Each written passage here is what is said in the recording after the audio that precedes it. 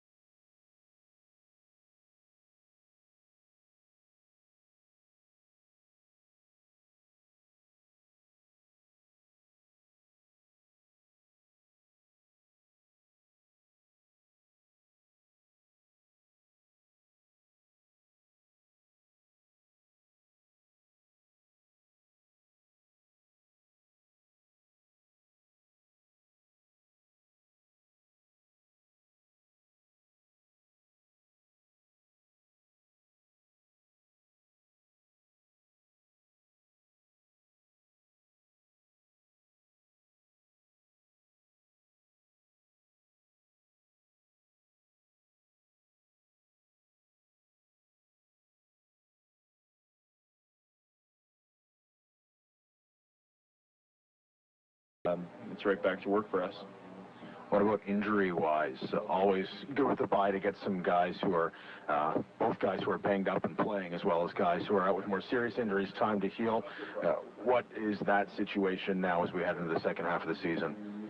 Yeah, we've really had most of our injured guys come back, at least start practicing again, and we expect that, by, as all goes planned, next couple of weeks we have everybody healthy. Sila's healthy.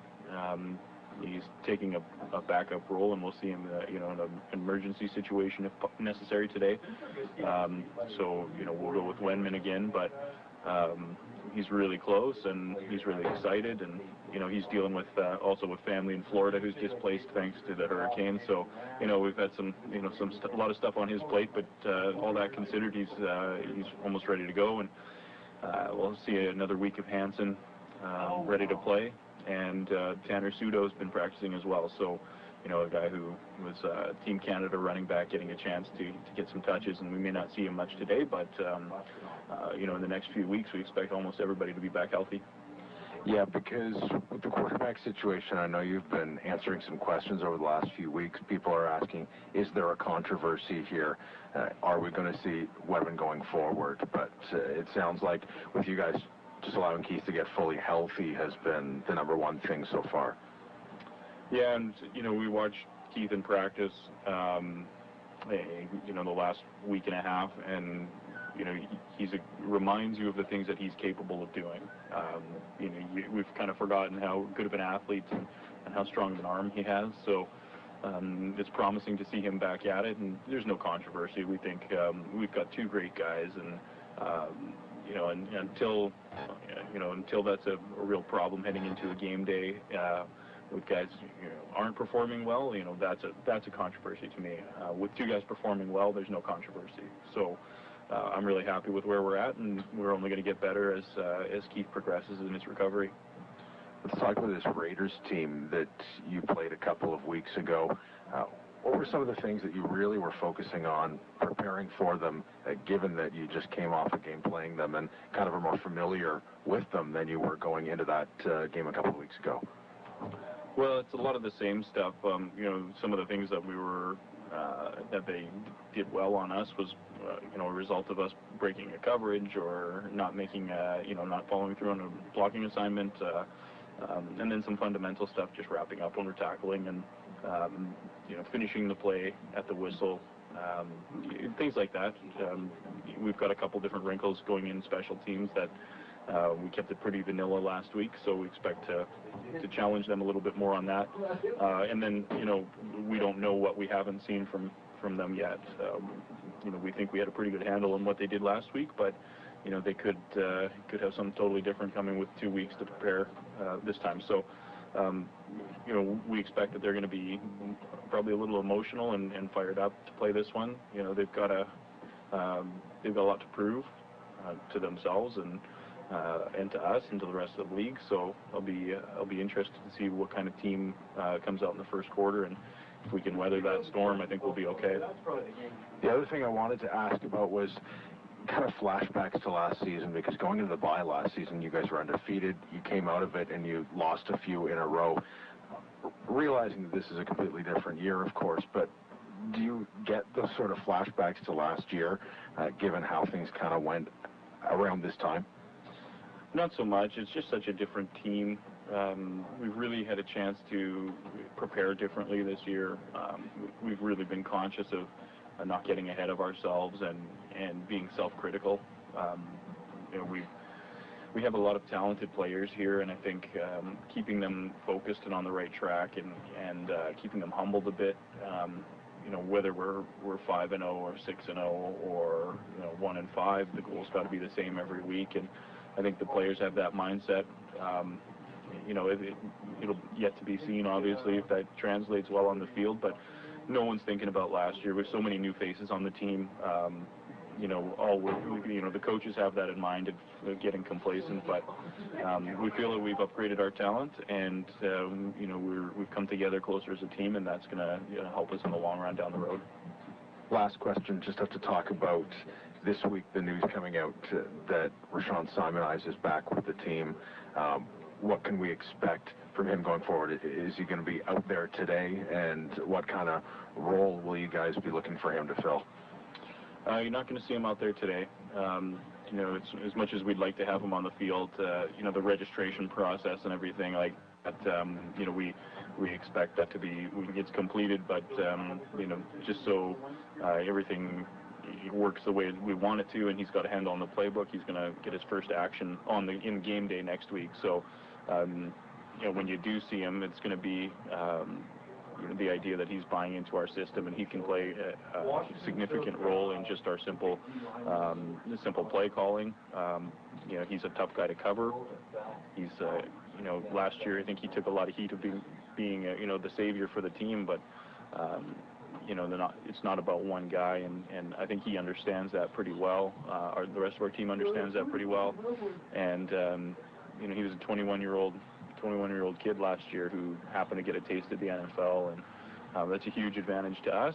And you know, as he matures, he's going to become more vital in the leadership role, and you know, we expect him to be a dynamic playmaker on top of that. Coach, thanks for this. Good luck here this afternoon. Thanks a lot. That is the head coach of the Okanagan Sun, Ben McCauley, chatting pregame about some of the things that his team has been experiencing and dealing with over the course of the last couple of weeks as they prepare for their opponents this afternoon, the Vancouver Island Raiders. Take another break here, come back, chat about some more of the things we're looking for this afternoon's game. Then we'll get to kickoff between the Raiders and the Sun. You're listening to BCFC Football right here on AM 1150. As Kelowna's premier commercial real estate brokerage, Colliers International is focused on creating value for their clients. Let Colliers help you with complete end-to-end service, from consulting and appraisal to brokerage and project management. Colliers International will help you buy, sell, lease, and manage your commercial and investment property. Colliers International, commercial real estate solutions to accelerate your success. Proud sponsor of the Okanagan Sun. Visit collierscanada.com. Win or lose, touchdown or turnover, JDS Energy and Mining is proud to support local sports in Kelowna. They believe it's important to put youth at play where they can learn to be leaders. They believe in the habits and values learned from working in a team. They believe the skills today youth learn in organized sports will strengthen our community. JDS Energy and Mining, a proud community partner of local sports in Kelowna and your Okanagan Sun. White's Barbecue and Fireplace Center for all things barbecue. Hey, baby, it's the king here, the Brawl King, that is. And these grills have got me all shook up. Cast iron, stainless steel, propane, and natural gas. Reassembly. Uh-huh. Where can a man get a Brawl King of a deal like that? White's Barbecue and Fireplace Center, corner of Springfield and Spall, for all things barbecue. White's. Put some sizzle on it. Broneg Contracting believes in giving back to our community. For the past 8 years, they've been a proud corporate sponsor of the Okanagan Sun. Broneg Contracting is also a proud supporter of the Okanagan Charity Classic Golf Tournament. Proceeds from the 2017 Okanagan Charity Classic will be donated towards assisting underprivileged children to play in organized sports. Other proceeds will also go towards the Canucks Autism Network for Kids. Broneg Contracting, a proud supporter of the Okanagan Sun. You might just be a bike person. You just don't have a bike. That's a bit of a hiccup. Let's give you every reason to roll out of here on a new bike. All in-stock 2017 Norco, Kona, Cannondale, and Rocky Mountain full suspension bikes are on sale, 15 to 20% off. 2016 models cannot get any lower in price. Nope, they really can't. Not kidding. Need something to wear on the bike? Buy 2 items, get a third for free. Kelowna Cycle in the Hub. Get a bike, then love your bike. There's a lifestyle we in the Okanagan live. It's all about moments. Moments like enjoying an open-air market and stunning works of local art at Quails Gate Winery during the Harvest Fair. The Quails Gate Harvest Fair is a celebration of local farmers and artisans who create, grow, and forage local and sustainable products that we love. Quails Gate Harvest Fair, September 24th. Donations welcome for the Central Okanagan Food Bank. It starts here. This is Okanagan Sun Football on AM 1150. Welcome back here to the Apple Bowl in Kelowna. The Okanagan Sun just through player introductions, starting lineup introductions, heading out on the field, taking on the Vancouver Island Raiders here this afternoon, who are awaiting kickoff on the sideline at this point. Good afternoon. My name's Evan Cook, of course, alongside Carson Park here.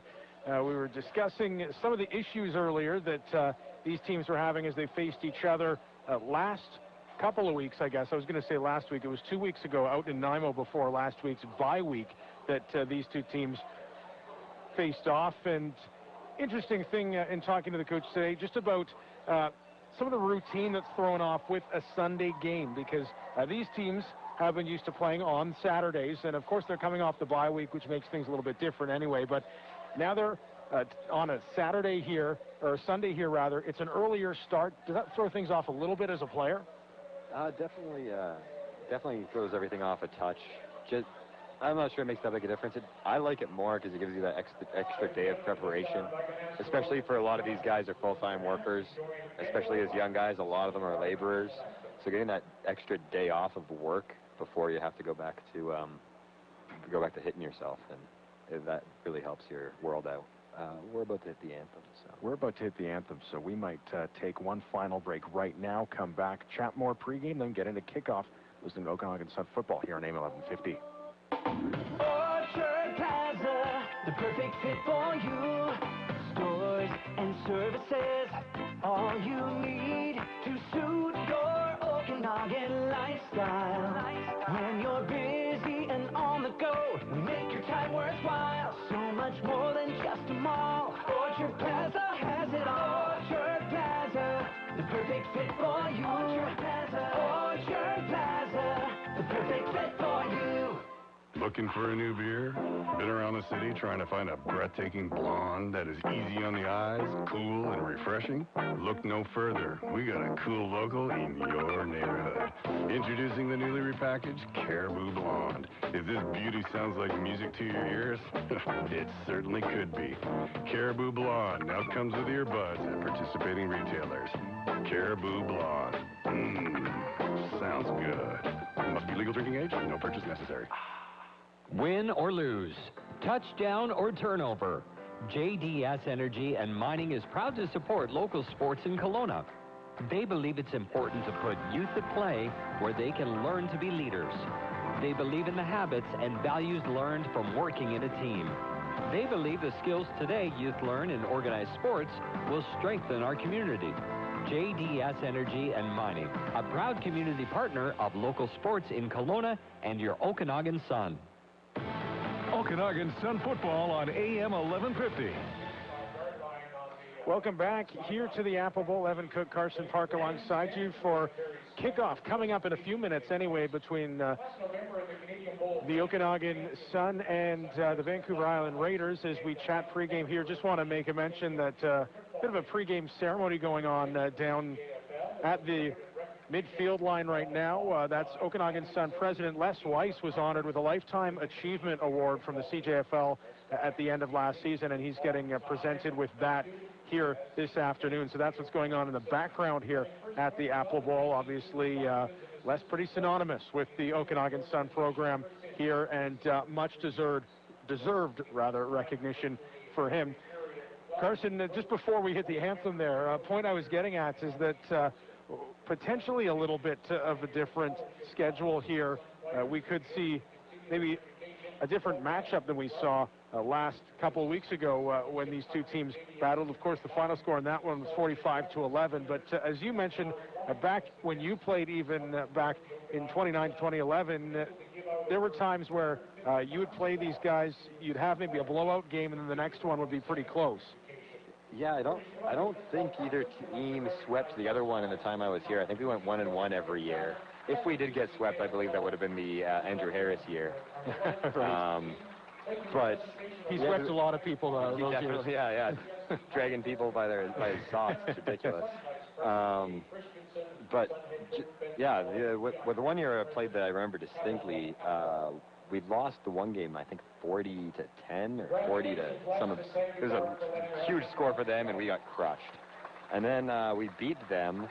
I think I was at their home because they had a record-setting home record at the time. And then they came to our house expecting to put up the same sort of score, and we beat them 17-15 or 17-10. It was a really close score, but we came out on top. So I expect that the Raiders are kind of hoping for a similar result as that, because they definitely need it coming into this one.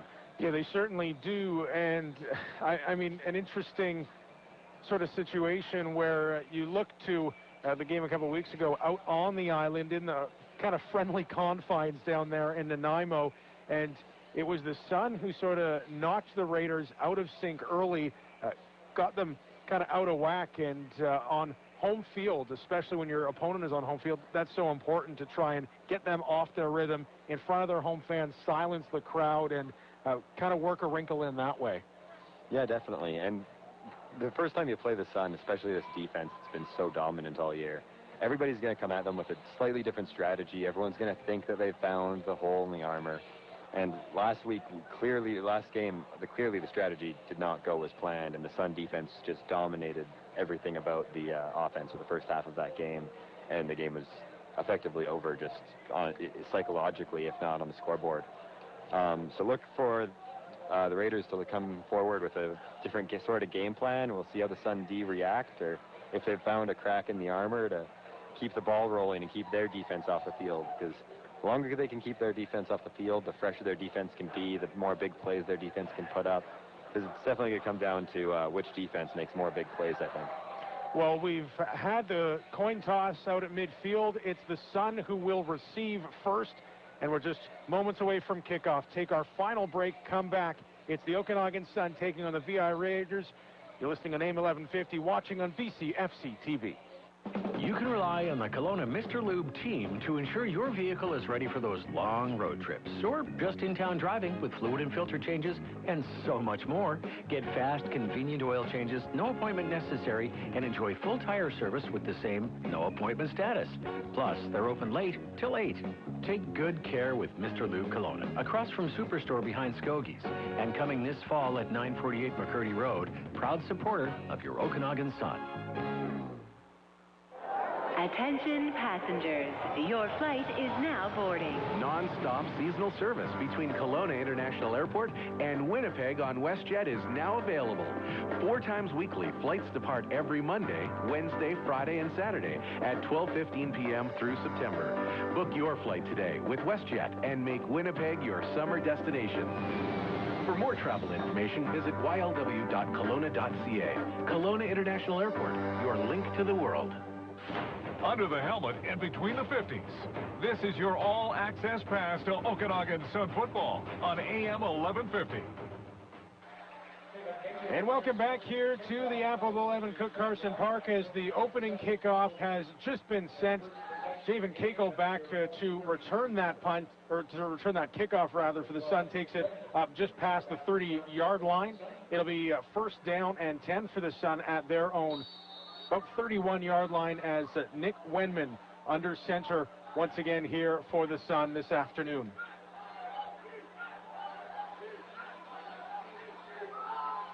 Wenman working out of the shotgun. There's a handoff. Heading up the middle is Kelton Curry, I believe, who got the initial carry on that one. That's Robbie Rodriguez, rather. Lost a glove and a shoe on that carry. Managed, I think, 3 yards, but he was juking in the backfield. So that was quite the run by Robbie up there. Yeah, Rodriguez, who comes into this game 34 carries for the Sun. That is just behind Kelton Curry's 44. Wenman back to pass here on second down, over the middle and caught. Bit of a diving catch there by Kyler Mosley. Going to be a Sun first down out across the 45-yard line. Looks like an 11-yard reception there for Mosley, his first of the afternoon. That was a great catch. I love seeing those where it's just all hands, squeezing the football into the ground. No body catch on that one. Not at all. Like you say, all hands for Mosley there. First and 10 from the 46 for the Sun. Wenman looking to pass this one. He's going deep down the field, and that one is going to be caught by Shamar Donaldson. No, the official's saying it's incomplete now. Boy, that looks good from here, but as Donaldson leapt into the air between 2 defenders at that, Comes down with the ball, but just hit the ground, and the official right there calls it incomplete. The official obviously has a way better angle on it than us, but that looked like a catch from here. That was a great high point. All three players, receiver and both defenders, trying to high point that ball, and disappeared for a moment. The receiver popped up with it in his hands. I thought it was all good. Yeah, Wenman throwing into double coverage there, but it was almost a reception for Donaldson, so it's back to pass here for Wenman. That one is complete. It'll be to Mosley. He will look like it will be a loss of a couple. Yeah, that's where the official is right there. So third down and about 12 yards coming up here for the Sun, who are going to punt this one away. Yeah, I'm not sure what was the attempt there, throwing it to the line of scrimmage from 2nd and 10. Looked sort of like it was supposed to be maybe a screen of some sort, but the tackler was already on the ball. Yeah, we've seen that sometimes from the Sun, but like you say, kind of the situation with the 2nd and long. An interesting one there. Sun going to punt this way. Matthew Panatone, end over end, angles it down to about the 33-yard line. That's Bryson Mayo who picks the ball up, takes it up a couple of yards, and he'll get brought down at his own 35. So first and 10 coming up here for the Raiders. We'll get look at their quarterback. Of course, that's Jake LaBerge, who we saw kind of interesting at points throughout the game. He started the game last week for the Raiders, was replaced midway through by Jimmy Ybarra, then came back for the second half. So as LaBerge fakes the handoff play action, now rolls out to his right, taking a look. He'll carry the ball, tries to get to the sideline, dives toward it.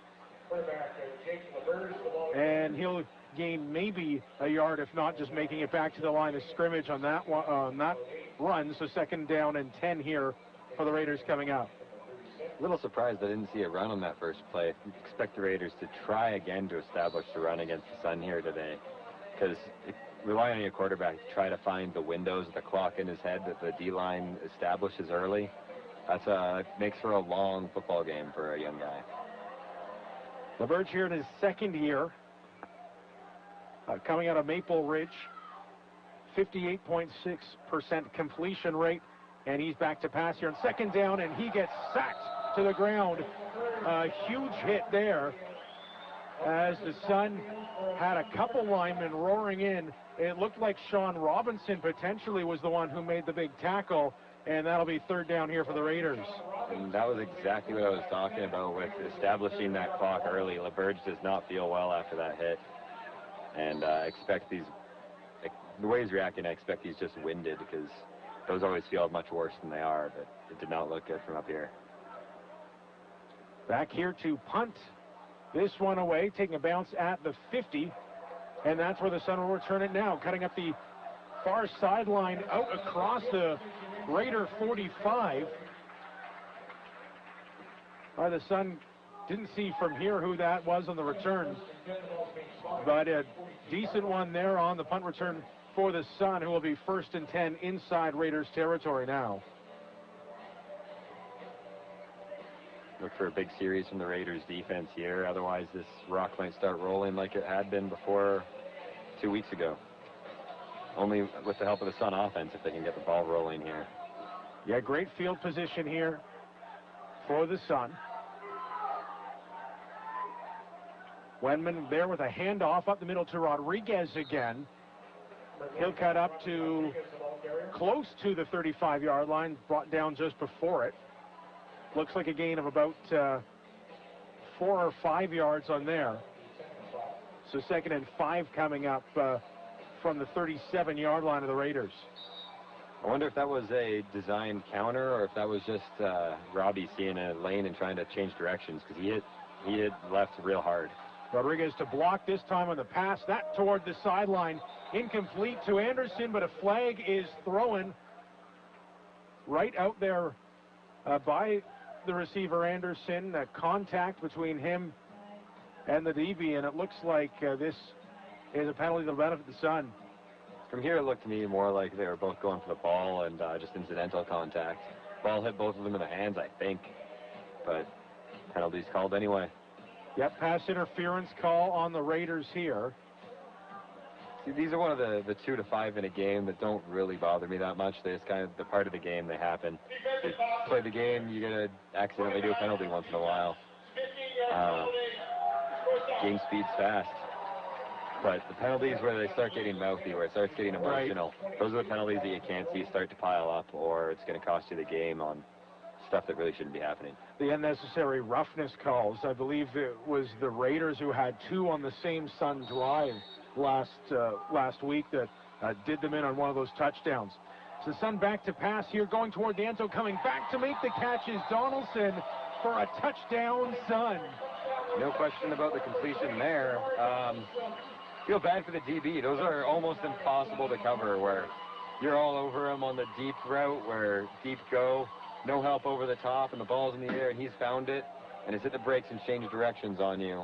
And yeah, it's an exceptionally difficult play to cover for the corner. As on that one, it was kind of a pass from Wyman that looked like it went shorter than Donaldson was expecting it. Of course, he has the eye on the ball, comes back, like you say, to cut off that DB, go and make the catch. And the Sun with a big drive there, finishing with a 23-yard reception from Shamar Donaldson. His first touchdown of the season. Isaac Wagner's convert is good. And the Sun find themselves up 7-0 here. 9:51 left to play in quarter number 1. Take a quick break, come back here to the Apple Bowl. It's the Sun 7, the Raiders no score. Listening on BCFC TV and AM 1150. The most precise and advanced eye exam, period. New View Optometry. It's back to school time. 80% of all learning is visual. Start with strong vision. New View Optometry. A new way for eye care. New View Optometry. Advanced technology and affordable care across the highway from Choices in Spall Plaza or nuvueoptometry.ca. You're listening to Okanagan Sun Football on AM 1150. Welcome back here to the Apple Bowl. Okanagan Sun with a 7-0 lead. Isaac Wagner with the hand up now kicks this one away, angling it towards the sideline. It is going to take a bounce. It was already out of bounds as the flag comes out from the official. Bounces out at the Raiders' 35-yard line there. But for the Sun, who picked up, I guess, 1 first down on their opening drive before having to punt. That time, start in great field position, pick up a pass interference penalty, and that's about what they needed to complete that touchdown pass to Donaldson. Yeah, definitely. That was all they needed on that last drive. They don't really need much for an advantage in just that field position off the start. The Raiders really needed a big play from their defense to stop points from getting on the board, and that didn't happen. On the kicking team, ball will be scrimmage at the 40, first out. The Sun are really big fans of sort of pseudo onside kick here that they've been doing all season too, where instead of landing at 10, it's maybe 15, 20 yards deep, but just to the far sidelines. And easier to get the turnover in the Canadian game. You just have to be the last one to touch it before it goes out of bounds, and they've taken advantage of that all season. Yeah, they sure have, as LaBerge now with a handoff up the gut, ripping his way in across the 41-yard line. Looks like Rhett Williams with the carry there. That'll bring about 2nd down and 9 yards to go here on a gain of 1. Just ran into his first blocker on that carry, and other than that, it looked like they did have a couple lanes available. It wasn't quite the swarm that we saw in the Sun in their backfield from Sun players 2 weeks ago. And a good point about those kind of pseudo onside kicks, like you say, because we've seen the Sun generate quite some confusion on that before, as LaBerge to pass now. This one over the middle, that's complete. Catch by Trevor Pelland, who's still on his feet now, getting wrestled to the ground. But he picks up a couple of yards after the catch. Trevor Pelland, who just hung onto that football and let the pile drag him and rip him around. He gets in across the 50. That's where the ball's going to be spotted now. Nice first down there for the Raiders. I think that was Casey Piper out there, 49 for the Sun, making a tackle, held him up instead of letting him go to the ground, I think hoping somebody would come take the ball away, but almost backfired on him. Here's another handoff here. This one to the inside here to Williams. He finds a hole, and he's off to the races. Williams to the 20, tackled from behind as he gets down close to the 10-yard line. Looks like it was Connor Richard the linebacker who finally caught up to him, but a huge run for Rhett Williams. That one close to 40 yards. Yeah, like I just mentioned, the lanes are there if they can find them. The Sun defense better start swarming. This, just because they've dominated all year doesn't mean it just comes. You have to still play the game. So the Raiders now lining up from the Sun 12-yard line, a 33-yard run there for Rhett Williams. Here's another handoff to Williams. He finds another hole, busting his way through. Touchdown, Raiders. As Rhett Williams, we didn't see a big game out of him the last time these two teams played. He's got a big game here. A huge gain down into the Sun red zone, and then he busts up the gut to make it a one-point game. Definitely seeing some rust from the Sun D-line on this drive. Most of the season we've seen them, defense is all about gap control. Every player has a gap responsibility, and we've seen the D-line effectively take the gap responsibilities, which frees up the linebackers.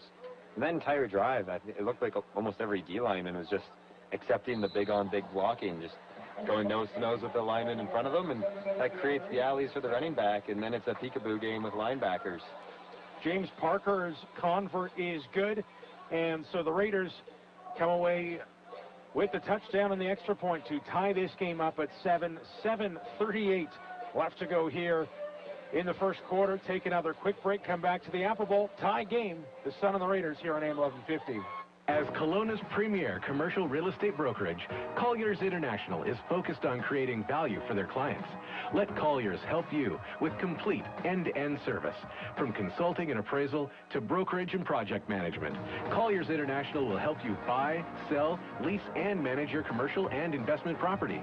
Colliers International, commercial real estate solutions to accelerate your success. Proud sponsor of the Okanagan Sun. Visit collierscanada.com.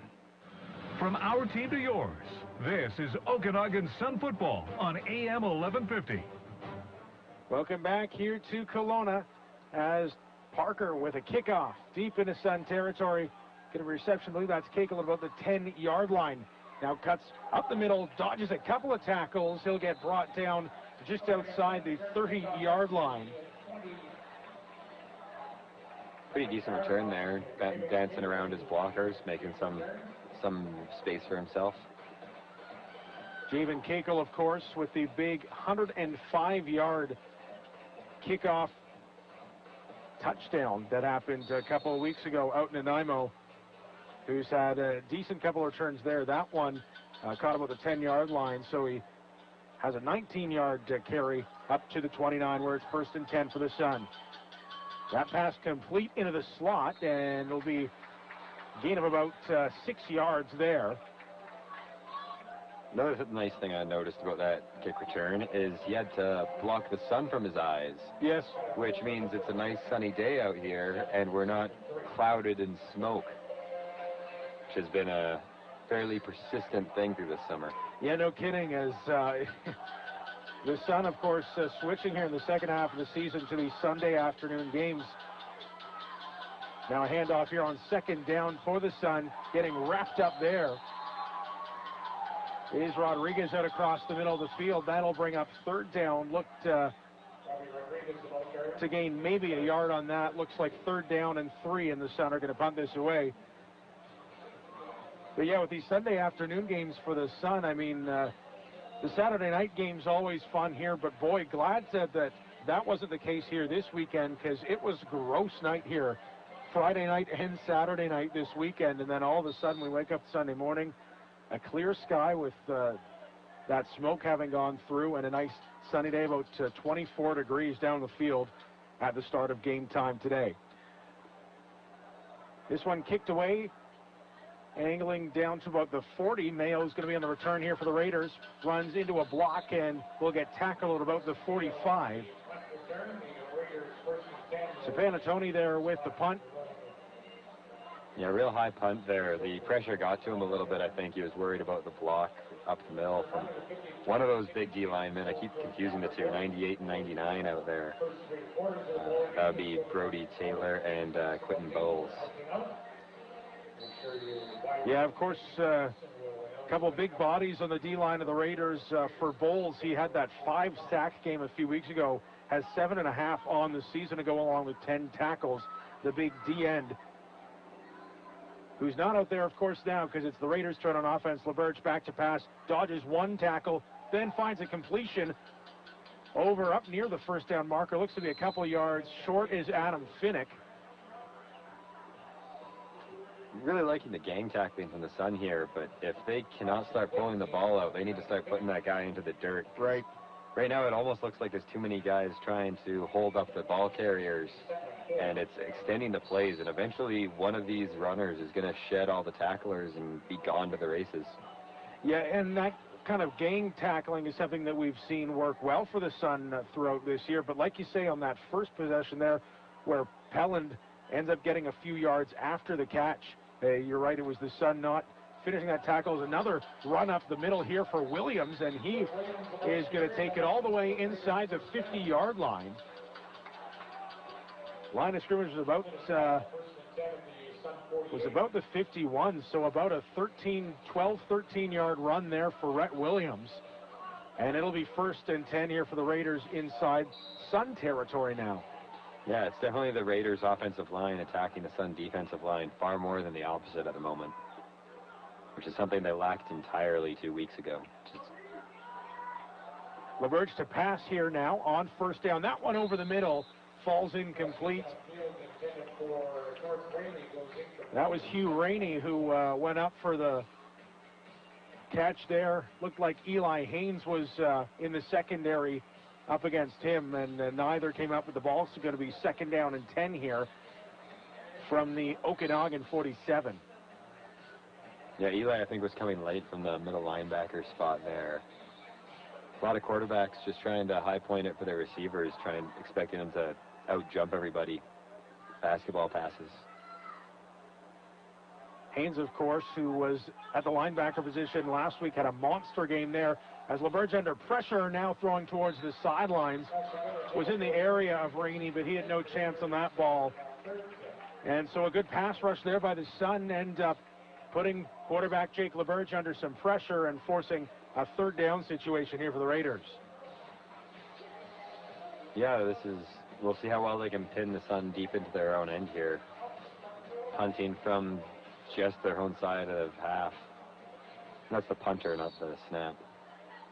It's Nick Hunchak back to punt, his 2nd of the afternoon here so far. Nice end over end one.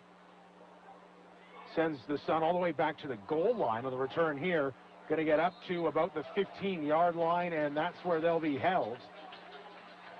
So a nice punt there from Nick Hunchak, and that'll force the Sun to start on offense deep in their own territory here. Sun offense has to find a way out of the shadow of their own goalposts here. Can't have looks, especially the way the ball's been run by the Raiders so far, the Sun offense has to wake up far sooner this game than they did 2 weeks ago. Yeah, not going to have that same cushion that they did, like you mentioned. 1st and down from their own 15 here for Nick Wenman. Looked like a bit of miscommunication on the line. Flagged down immediately. Going to be a false start against the Sun offense here to move them back another 5 yards. Yeah, I couldn't see who jumped. I did see whoever it was drawn off by the middle linebacker threatening that blitz, trying to time the snap. Oh. 5-yard penalty. Repeat 1st down. Okay, I thought... it was on the offense. I think he just slipped his words because everyone else is moving the other way and acting normal. Yeah, the ball's being spotted on the 10, and with offside and yeah, here we go. 83 on the offense. Offside. 5 yards. So Nate Anderson is the one whistled there. It'd also be a little strange to have an 83 on defense. That's very true. And to have a defensive offside whistle immediately like that, you just let the play run. So 1st and 15 for the Sun from their own 10. Wenman looking down the field, tried to hit Jesse Falconer. He was up at the 15-yard line, just 5 yards out. But a nice pass deflection there. I thought that was clearly a designed hook. where he's just running to a spot, stopping and turning and catching. Had that been a post like it sort of looks like it was supposed to look like, I'm pretty sure that would have been an interception. That corner jumped that route real quick. Yeah, it's a good point there from the Sun, who... I guess 23, Josh Paisley on the Raiders. Yeah, safety in the middle of the field there. Going to be second down. Wemmen under pressure. Stumbles near the goal line. And the official marking him down really just outside that goal line. So this tough business for the Sun, who are going to have to punt this one out of their own end zone here. They're going to take a knee in the end zone. Yeah, I think you're right. That'll be upcoming here as pretty much the general rule at this level is if you're snapping it into your own end zone. Oh, they're calling a pass interference though. Okay, a late flag that came out. The officials conferring about that as the pressure. Typically, if you're snapping it and your punter can catch it in his end zone, you want him to, so you can win that field position back. It's worth the 2 points to coaches. But number 27 on the defense. 10-yard penalty. Repeat second down. Wow. Big penalty there. Illegal contact, and that's 27, Travis Novak, the defensive back, who's called on that penalty. I can say for certain I didn't see exactly what that was, but nonetheless, a little bit of life for the Sun here. 2nd and 5 here. That is caught up the middle of the field. That'll be a first down catch. Kyler Mosley, his second catch of the afternoon. A 10-yard reception for Mosley, and it'll be 1st and 10 for the Sun up at their own 30 now. That is a hugely costly penalty. That cost you 2 points on the board right there, and it clearly didn't have anything to do with the play. The play was going to wind up the way it was, no matter what, with the quarterback just falling. Terrible play for the Raiders. So like I say, new life here for the Sun. Wemmen going to pass here on first down, angling it towards the sideline. It's Donaldson trying to make a catch. He was disrupted there nicely. Alex Eberling on the coverage. And he's just unable to come up with that ball. Going to be 2nd down and 10 for the Sun from their own 30. I really love the confidence he has in Donaldson. Every time we've seen it so far, where it's single coverage with no over-the-top help. He just gives a pump and throws the ball into the sky, trusting that his man's going to win the jump ball. Yeah, Donaldson in stature-wise only 5'11", so he's not the tallest guy, but he can get up there, and we saw that earlier with nearly an acrobatic reception on the first play of the game. This one's going to be picked off here across the middle.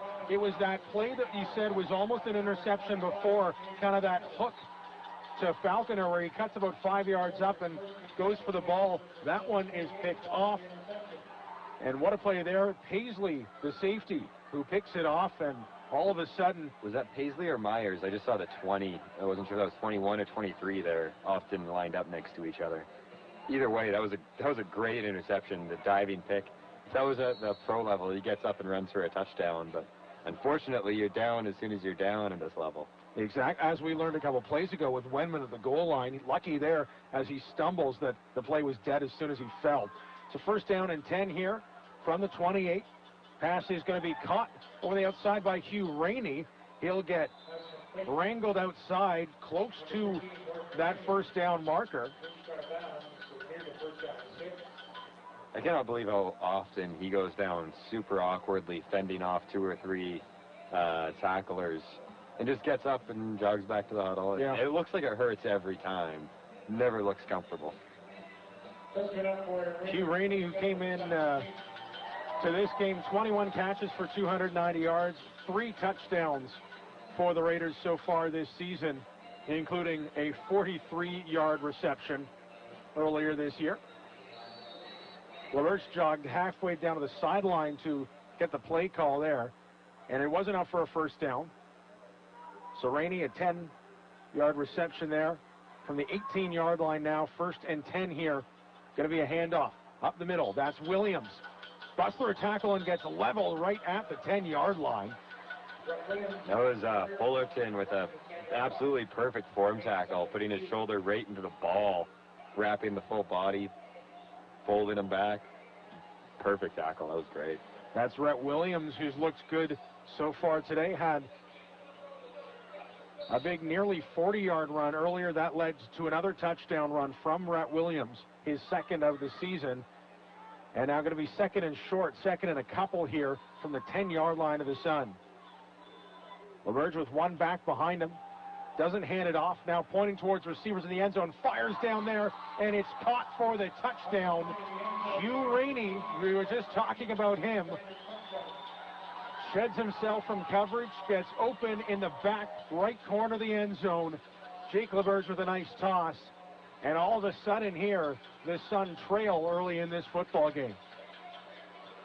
Yeah, like we were talking about before the game, 2 weeks ago, when your defense and special teams puts up 20 points and a half, that's something special. You can't count on that every week. And the Sun offense needs to start helping their defense out a little bit because, yeah, that was a short field there with only, 25 yards to defend, and now the Sun are down 14-7. Extra point is good from James Parker, and so the Raiders extend their lead to 14-7 with just 37 seconds left in the first quarter. Take a quick break, come back to the Apple Bowl. It's the Raiders 14, the Sun 7 here on BCFC TV. When you have Big Steel Box, moving and storage are almost too easy. From kickoff to the final play, they're on your team. They'll drop the Big Steel Box off at your place, then you pack it at your pace, and when you're ready, give Big Steel Box a call to come pick up the box and move it or store it. Simple and secure. Big Steel Box is a better way to move and store your stuff. Check them out at BigSteelBox.com. Proud supporter of the Okanagan Sun. This is Okanagan Sun football. Hear it, live it on AM 1150. Welcome back to the Apple Bowl. The Sun awaiting this kickoff from James Parker, and there it is as he boots it from his own 45, taking the Sun back to their own 10-yard line. Now cutting the outside back up through the middle there. I think that was Richard there on the... I think so too. I believe it was Richard returning the kick. Returning the kick. A flag is down in the backfield. How about that hurdle too over that collision that he should have just barreled into, really? Yeah, was trying to identify him as, took a look back at the kickoff there was a name or a number. Didn't recognize Connor Richard returning that kick. Number 20 on the side. 10-yard penalty from the point of the ball. It's strange how it doesn't register when you're not seeing a number you expect to see. Exactly. Because you're right. Connor Richard's number 10, normally a very familiar number out there on the defense. Holding penalty goes to Tyler Going, and so that'll move the Sun back onto their own 28-yard line. First and 10 once again from deep in Okanagan territory. There's a handoff here up the gut. That's going to be good for a gain. Rumbling out across the 40-yard line. That one is Brendan Hansen. Yeah, multiple flags down. I assume both officials saw the same flagrant event, but I entirely missed it. Hansen, like I said, got up across the 40-yard line. Number 6 on the Raiders. 10-yard penalty. Tripping. End of the run. Where's that? That looked to me like he shoestringed him with his hands, but I guess I'd love a replay on that one just to re-look at what just happened, but apparently a trip there. Sean Arabsky is the one who gets called on the tripping. Yeah, I mean, that's another you never see. And that's another one of those 2 to 5. I don't mind that at all. If you're the last man back and you have to trip the guy, take that penalty. First and 10 from the 51. Hansen bobbles a reception, but he catches it anyway. Jumps across midfield. Brendan Hansen, who had the carry of... he could have caught that. He could have caught that clean. He could have had somewhere to go, but that bobble just forced him to dive for it before a defensive back took it from him. Hansen with the carry of close to 15 yards before that ends up with the reception there. Going to be a catch worth, looks like about 5 yards. Second and 5 for the Sun from the 54-yard line. Here are the Raiders.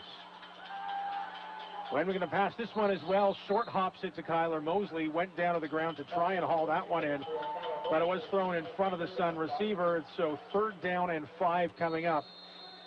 And the Sun will punt that away. But first, the end of the first quarter here at the Apple Bowl, which sees the Vancouver Island Raiders taking on the Okanagan Sun and leading the Sun 14-7. Take another break. Come back for second quarter action. You're listening to Okanagan Sun football here on AM 1150 BCFC TV. I knew it was a pretty special project. Just the way it was situated, the view is stunning. It's a really nice house.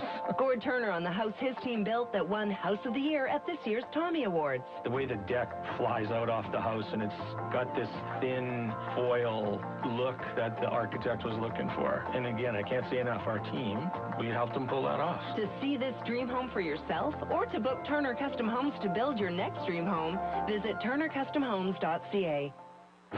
You're listening to Okanagan Sun football on AM 1150.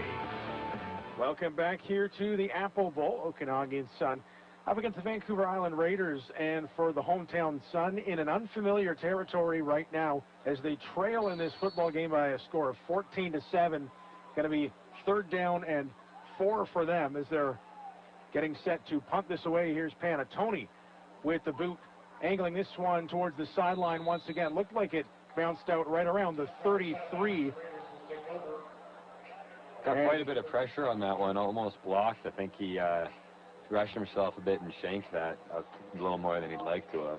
Well, we've seen the Raiders do that well here in the first half so far, of getting a little bit of pressure on those punts from Panatoni, because he's a guy that kind of likes to take off for a couple yards before punting as well. That's when he's most comfortable, when he can move around a little bit. Like you've seen, or like you've said rather, we've seen a couple times now where he has felt that pressure and looked a little forced in his delivery. Yeah, and the ball hasn't come out as cleanly as we've seen him be able to kick, so that's just indicative of that. 1st and 10 here for the Raiders from their own 35. LeBerge with the handoff here up the middle, busting through a tackle, getting about a gain of 8 yards there is Rhett Williams. I don't know, I'm just blown away by how night and day the trench battle has been this week versus 2 weeks ago. Yeah. I'm not sure what they saw on film or what's happened to the Sun front four, but definitely advantage to Raiders. Yeah, it certainly has, especially in the running game. As we talked about pregame, only 30 yards on the ground the last time these two teams played. They got more than that in one carry here this afternoon. LeBerge scrambling under pressure, gets a block now, fires to the sideline. It'll fly incomplete. But a nice block there from his offensive lineman for Jake LeBerge to buy him some time to throw that one out of bounds. Yeah, great to just buy him time to throw it out of bounds. I'm impressed by the arm strength to throw it out of bounds that way. Running to his left, it's like throwing it like a dart, the wrong arm, out of bounds 20 yards deep. And those sidelines are far away, too. So yeah, LeBerge off the back foot, getting that one out.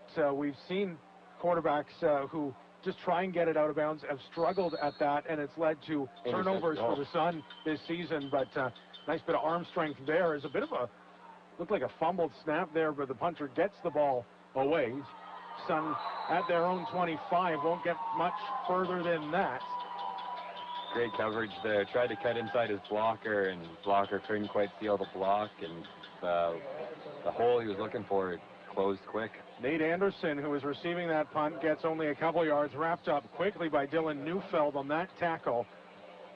And so once again, the Raiders, who have limited the Sun returns here today, have forced them to start their drives in their own half of the field, and we saw what happened the one time the Sun weren't limited to that. They put a touchdown on the board, but starting from their own half of the field, they have been shut out of points here today. Wenman to pass. He was looking for Nate Anderson, going to the sideline. Going to be 2nd and 10 there as the pass just flies over the head of number 83. Yeah, this game is definitely going to show the value of a good defense and special teams unit. The Raiders, to me, seem to be winning the kicking battle so far, getting the pressure up the middle and restricting the punt yardage that the Sun are able to accumulate. And because of that, they're winning the field position battle. And the field position battles where all the points have come from so far, short fields. And with second down and long, the Sun feeling the pressure now. Wenman is going to pass here. He's run over the middle, diving catch. What a grab there by Jesse Falconer. Man down. Wenman got sandwiched between two Raiders, and one of them is not getting back up. Yeah, he's down just behind the line of scrimmage there.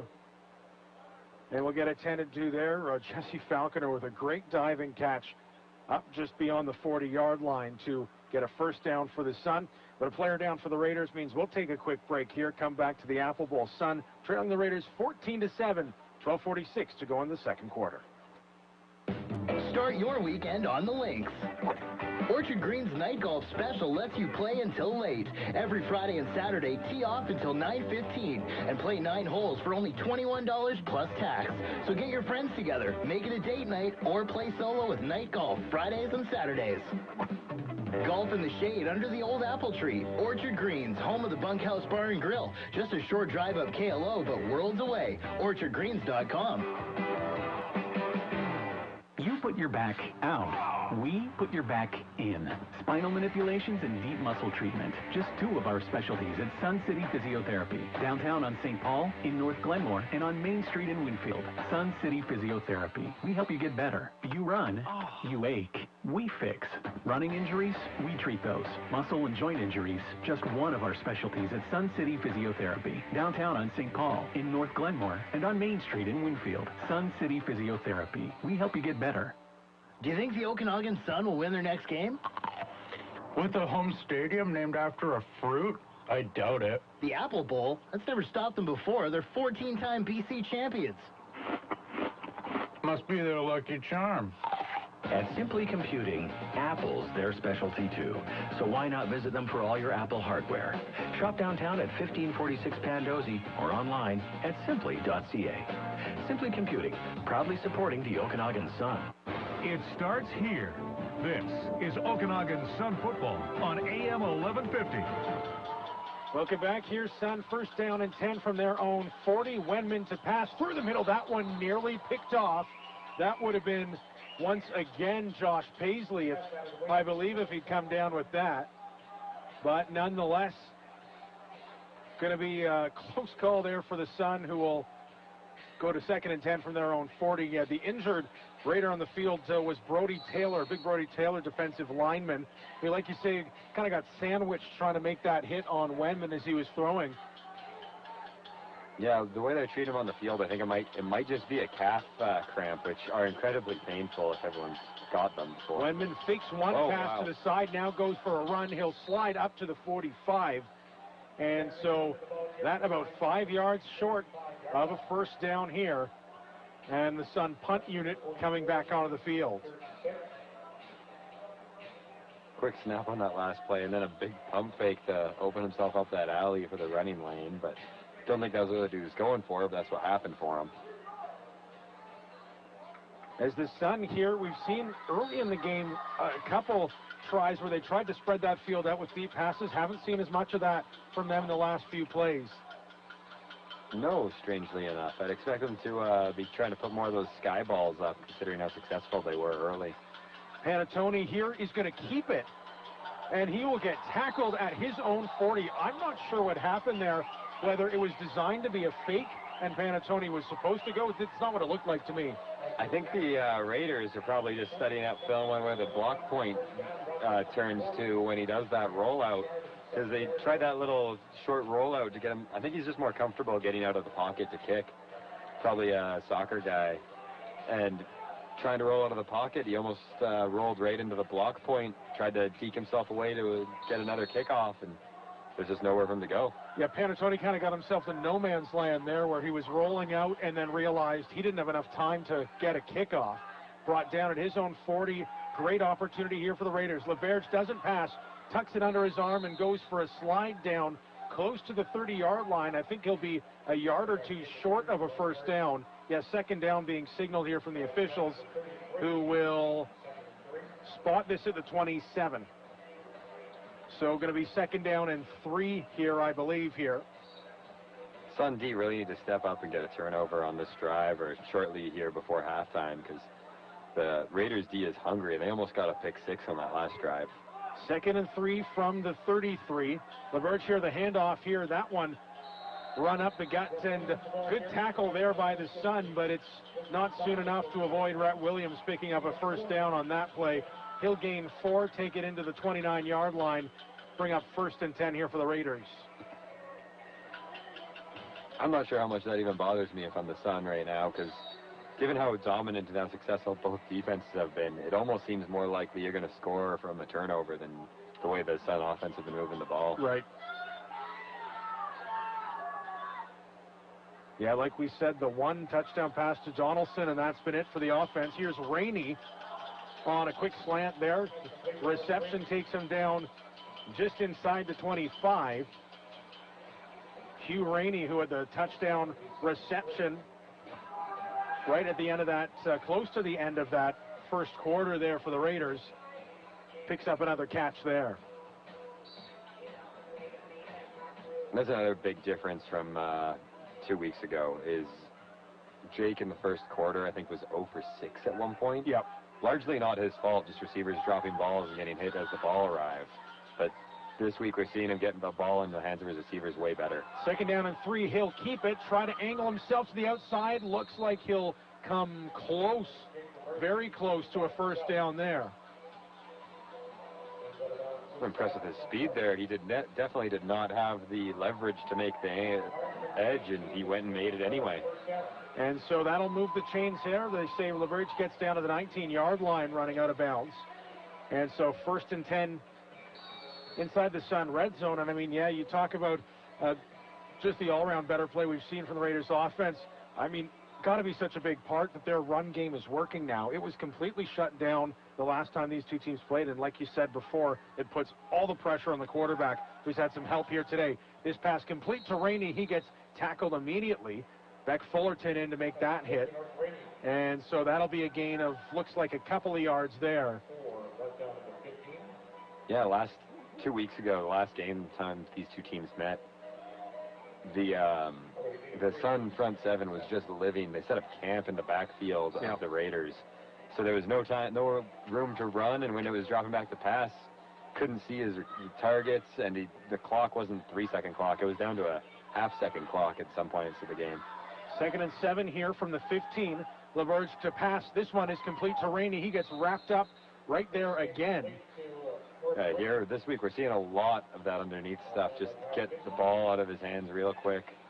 Rainey is, again, just getting up looking like he's been tortured out there.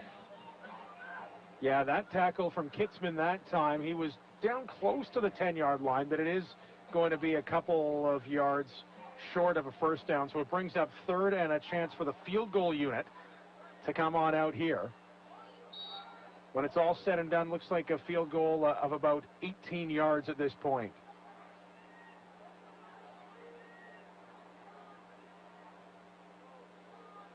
James Parker in for the kick. It is up, a high one, and it is through the uprights. James Parker, who's missed only 1 field goal on the season, connects this time his 10th of the year, and that extends the Raiders' lead to 17-7. 7:44 left to play in the first half of this game. We'll take a quick break, come back to the Apple Bowl. It's the Sun and the Raiders here on AM 11.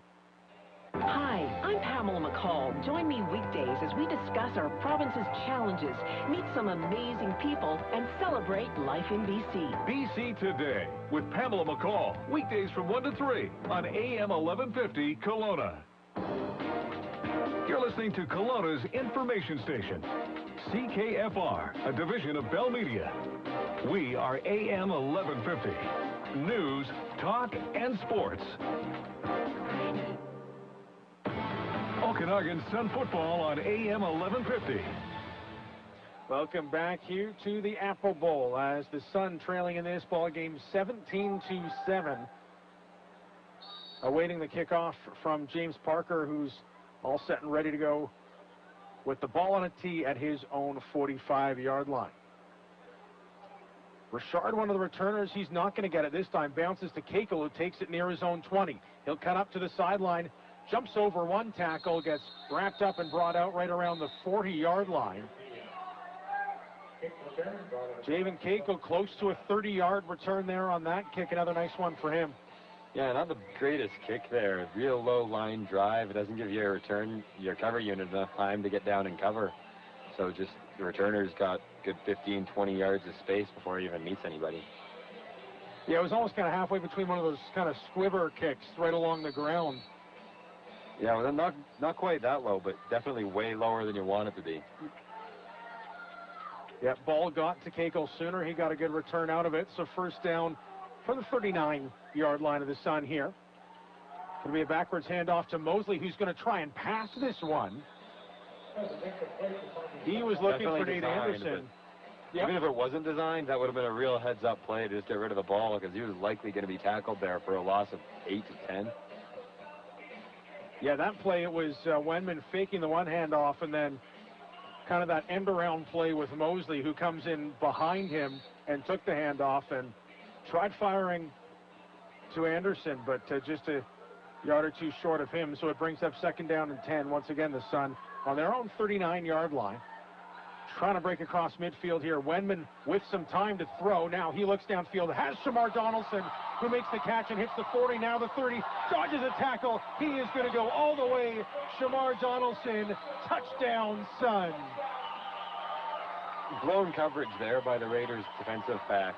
He's got his eyes into the backfield, and if your hand is not on the receiver, if you cannot feel the guy you're covering and your eyes leave him, he's open.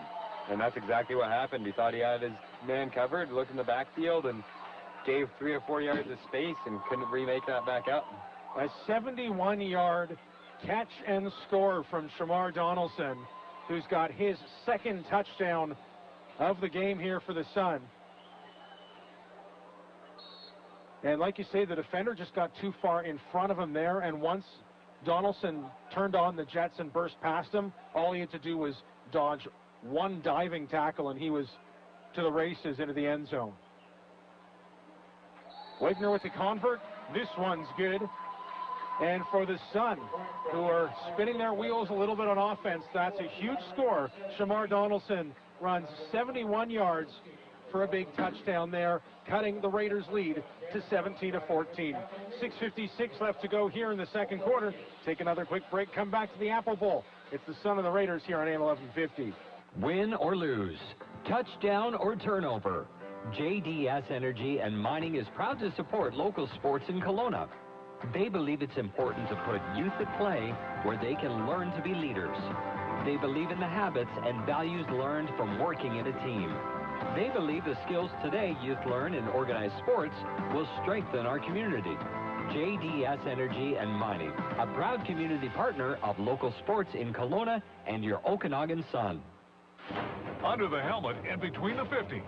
This is your all-access pass to Okanagan Sun football on AM 1150. Welcome back here to Kelowna. The Sun fresh off a touchdown from Shamar Donaldson. Now see Isaac Wagner boot this one towards the sideline. Going to go out of bounds on a bounce. Looked like it went out at around the 33 yard line out into the Sun sideline. Definitely not as polished as they have been for the last couple of weeks on that kickoff. 2 weeks ago on the island, pretty much every kick was real close to contested, at least, if not one even. I think they got 2 last time, or just the one? I think just the one. It was, like you say, that turnover with Aldrich Barrios, who got that hand on it as he was diving out of bounds. And then the following one, it was almost in the exact same spot, but just didn't quite reach it. Yeah, that's right. But you're right, it's just a little bit more polished, where Wagner's just getting more height on that ball. These last couple, a little more of a line drive type of kick, which means his teammates can't get there. Oh. First down catch. That one is up the middle and caught there. Huge tackle there by Sean Robinson. Alex Bonnetplume, who did not have a reception the last time these two teams played, picks up the 5-yard reception there, up to the 45 of the Raiders. Running a slant right into that linebacker's zone. That's a frightening place for a receiver to be catching a ball with any level of momentum. Yeah, and he got taken down to the field in a hurry there on that tackle.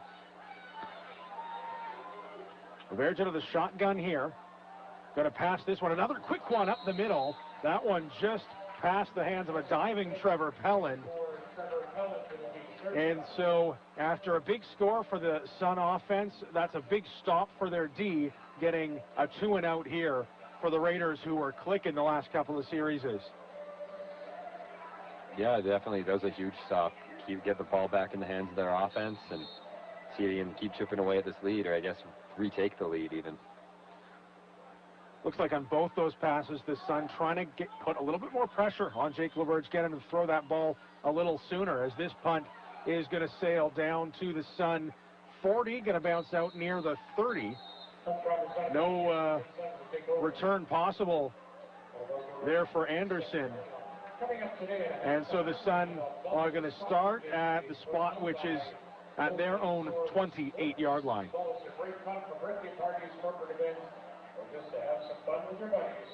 With 5:50 left to go here in the second half, Sun in a situation they really haven't spent a lot of time in. I mean, that's the other factor here. The last time the Sun were trailing in a football game all the way back in week 1 here at the Apple Bowl, when the West Shore Rebels went up on them 14-0 before the Sun clawed back in that one. Yeah, well, the Huskers also had the chance to go up on them, so for the first half, I'm not sure how unusual this is, but they really need to find a way to get some offense going, because right there, that didn't help. That was carry there.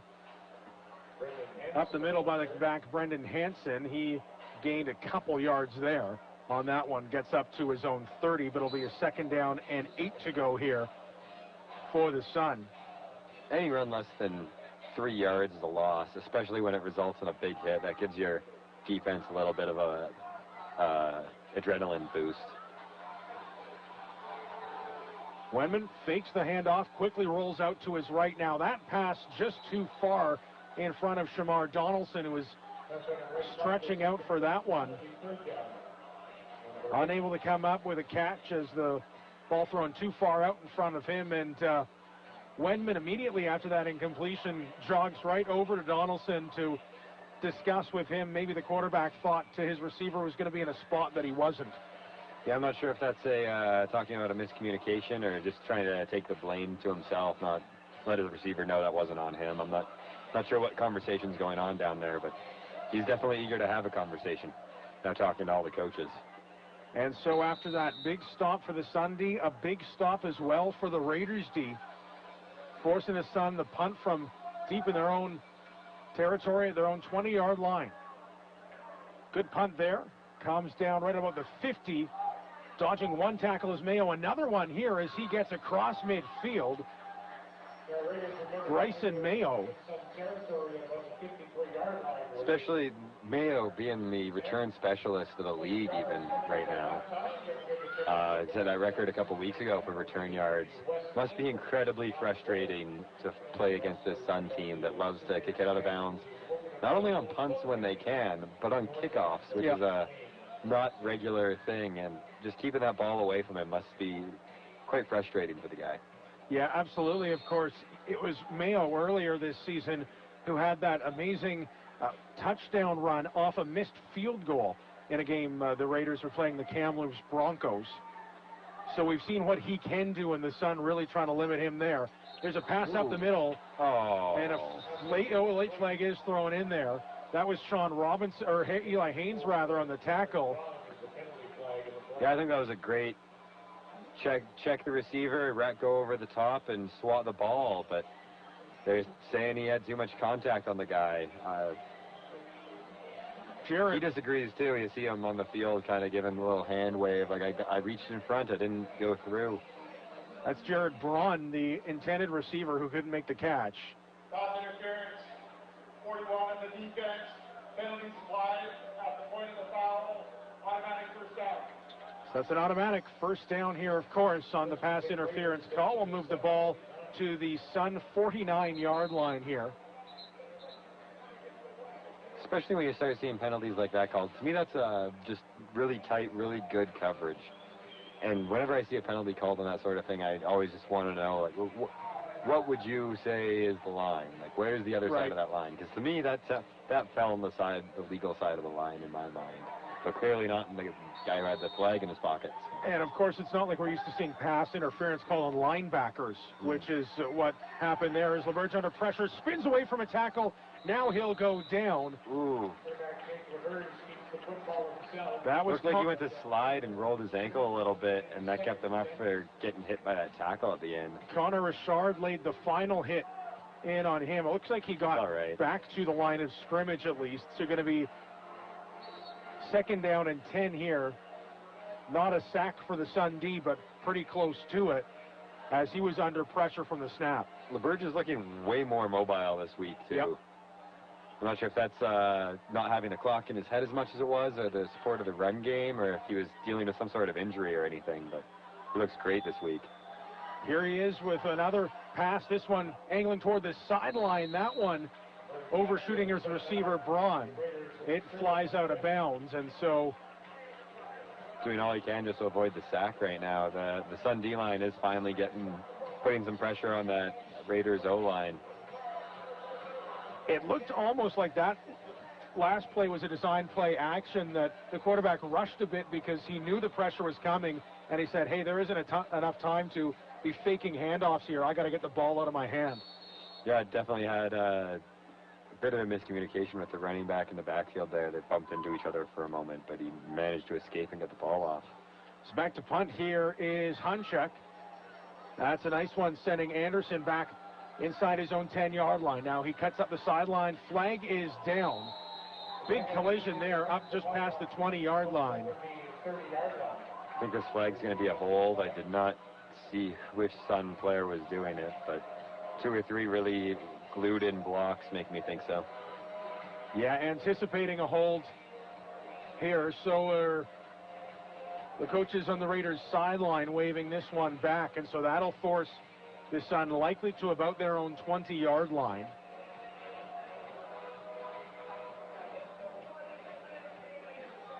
And the Sun losing this field position battle once again. It's a dangerous battle to lose because that eventually leads to points if you can't put some first downs together. It sure is. Here's the call.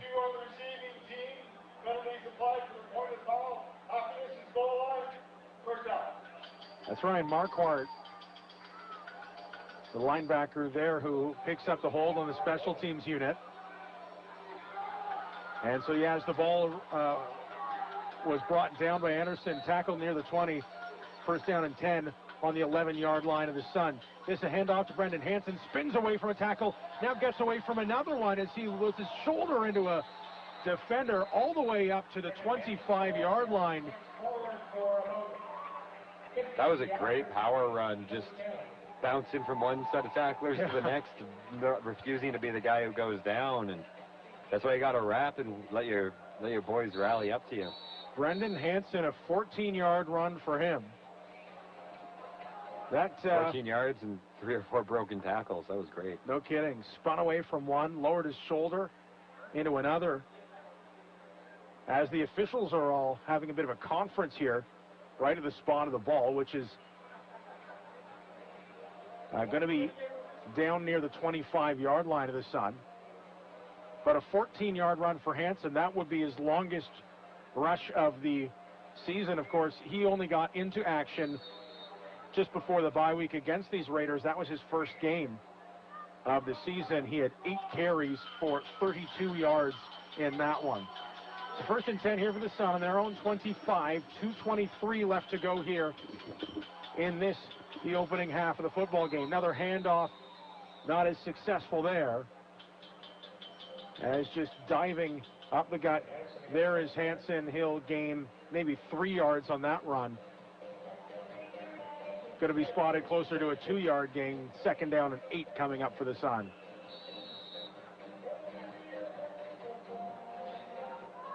Especially with these Sun jerseys, maybe reminds me a lot of Peyton Hillis running the ball around. I guess we're in grays, not browns today, but. Wendman now avoids a tackler. He's under pressure, tries to just shovel that one out of bounds. And so that'll go They're throwing a flag for intentional grounding, I think. Yeah, I was trying to await that one, as I thought they might throw it, and then they end up doing that. Not sure how the rule is written in this league, but it looked to me like he got the ball past the line of scrimmage, and he was outside the tackle box, so I'm not sure what the issue would be. Yeah, we've seen this call before, and the issue being, like you say, that point where it's got to get past the line of scrimmage. It looked close here on this play, but the official set to make this announcement will force the Sun into even poorer field decision. On the Sun, penalties deployed at the point of the foul, third down. Yeah, it's a third down Sun here, and that's going to send them back, looks like just outside the 20 to punt it away here. Is that Beck Fullerton back there to punt? Yeah, I was just going to say that's not Panatoni here. A lot of punters on the Sun team, apparently. We'd seen Panatoni kind of take over that role in a full-time basis. But now the Sun going to try something new. Give it to Beck Fullerton to punt it up to midfield. That's where it's caught by Bryson Mayo. He can't get away from a tackle. 3 Sun in there to bring him to the ground. And so that'll be where the ball's set, right at midfield, to start this offensive series here for the Raiders. But yeah, Beck Fullerton, a bit of a new look punt situation here for the Sun, and he got off a pretty decent kick there, basically punting from his own goal line.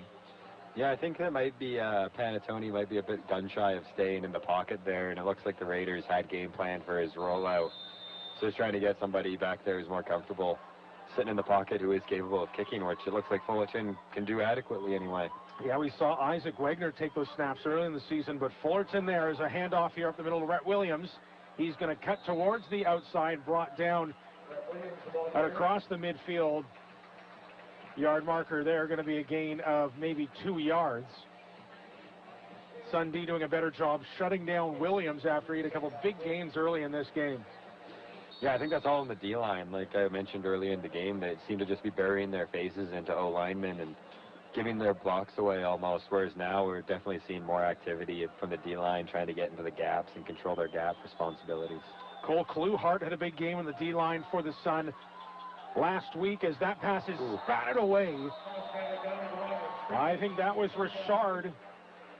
On the blitz, he was either going to get the swat or get the sack, and took the swat, thankfully for the quarterback, because he was coming in hot. Yeah, and LaBerge didn't waste any time getting that throw off either. He knew the blitz was coming, and he tried to throw it over to the sideline. No dice there, as Connor Richard with a big swat away on that one. So that brings up third down here. Ball on the Okanagan 53. And the punt upcoming here sends Nate Anderson back to his own 15 to start the return. Rolls out past the tackle, gets brought down near the 20-yard line. A flag from the official on the far sideline comes in. Pretty confident this is going to be a clipping penalty on the Sun. Big explosion of a collision there on one of the blocks, but the guy being blocked, it looked to me, he fell forward. That's generally indicative of where you're blocking from. If you're hitting the guy from the side or the back, he's going to fall forward. If you can get your hands to his front, he'll fall backwards. So. And boy, for the Sun, about half their flags this afternoon have come from these returns, either on punts or kicks. Yeah, the blocking discipline has been really bad today, which is disappointing to see. But on special teams especially, you get guys with tunnel vision, and you just want to find a nice ear hole to put your nose into. Yep. And you got to be really careful about whose ear you're going to put your nose into, because if you're not hitting them from quite the right angle, it doesn't take much to go from what looks clearly like an illegal block to what looks clearly like a legal block.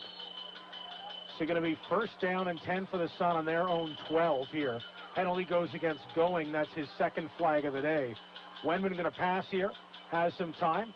Throws to the sideline. Caught over there on the far side. That was the running back out of the backfield. Yeah, it looks like Hansen over there who made that catch. or Kelton Curry rather, who was lined up behind Wemmen on that series. Got the catch, so a gain of 13 yards on that play for Kelton Curry, and a first down for the Sun here on their own 25-yard line. This pass over the middle, tipped there, and nearly caught. Is it? Oh, the officials waving that one incomplete. Boy, that was close. He should have tried to sell that harder. Like, I think it looked incomplete, too. It looked like he kind of met the ball at the ground, but he came up holding it up as though it was a question instead of celebrating. Right. Instead of celebrating the play, you gotta get a little bit of acting in there to help your case out. That was the safety Sean Arabsky, who almost came up with that one. That heart-stopping play where the wide receiver gets one hand on it, tips it straight in the air. The ball just seems to float there forever. It sure does. So second down and 10 here from the Sun 25. Wenman to pass it again. He gets rocked as he fires that pass incomplete. And a flag comes down to the point of contact there. Raiders can't believe it, but it looks like a roughing the passer penalty coming up on them. I think he's upset because he thinks he met the quarterback soon enough, but I think that flag is for the little extra authority on the put away. Well, good to see Brody Taylor back out there nonetheless. He was the I think he's defensive definitely end. just cramped up. Those definitely seize your whole life up for a moment. Yeah, no kidding. And as he was coming from behind, almost from behind Wenman there, kind of on his blind side there. 98 on the defense. Roughing the passer, the 15-yard penalty. And so, like we say, it's the roughing the passer call against Taylor there, coming in from the Wenman's blind side and really gave him a good hit after he got rid of that football. But another break for the Sun here, who got a break on their first touchdown pass series to Donaldson when they got that pass interference call. Now this gives them a first down at their own 41-yard line. However, the clock and enemy here, just 53 seconds left to go before halftime comes. Wenman pump fakes, now rolling out, is being chased down and will be tackled there. Should have just thrown it away. Yeah, he should have there as he was in all kinds of trouble rolling out. Looked like, trying to see who got the tackle there, looked like big Quentin Bowles, 99, his 8. Quentin Bowles and Brody Taylor from the booth up here are twins. Yeah, no kidding. 98, 99. I think they line up beside each other on the D-line. So once the play starts with the stunts and twists going on, it's difficult to tell who's who. Yeah, 98 and 99 out there, two big bodies. Similar stature, both are real tall guys.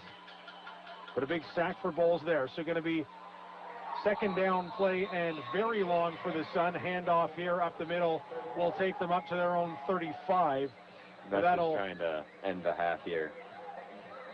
Yeah, that'll create a third down and close to 15 yards to go here still. So Sun to punt it away with 25 seconds left.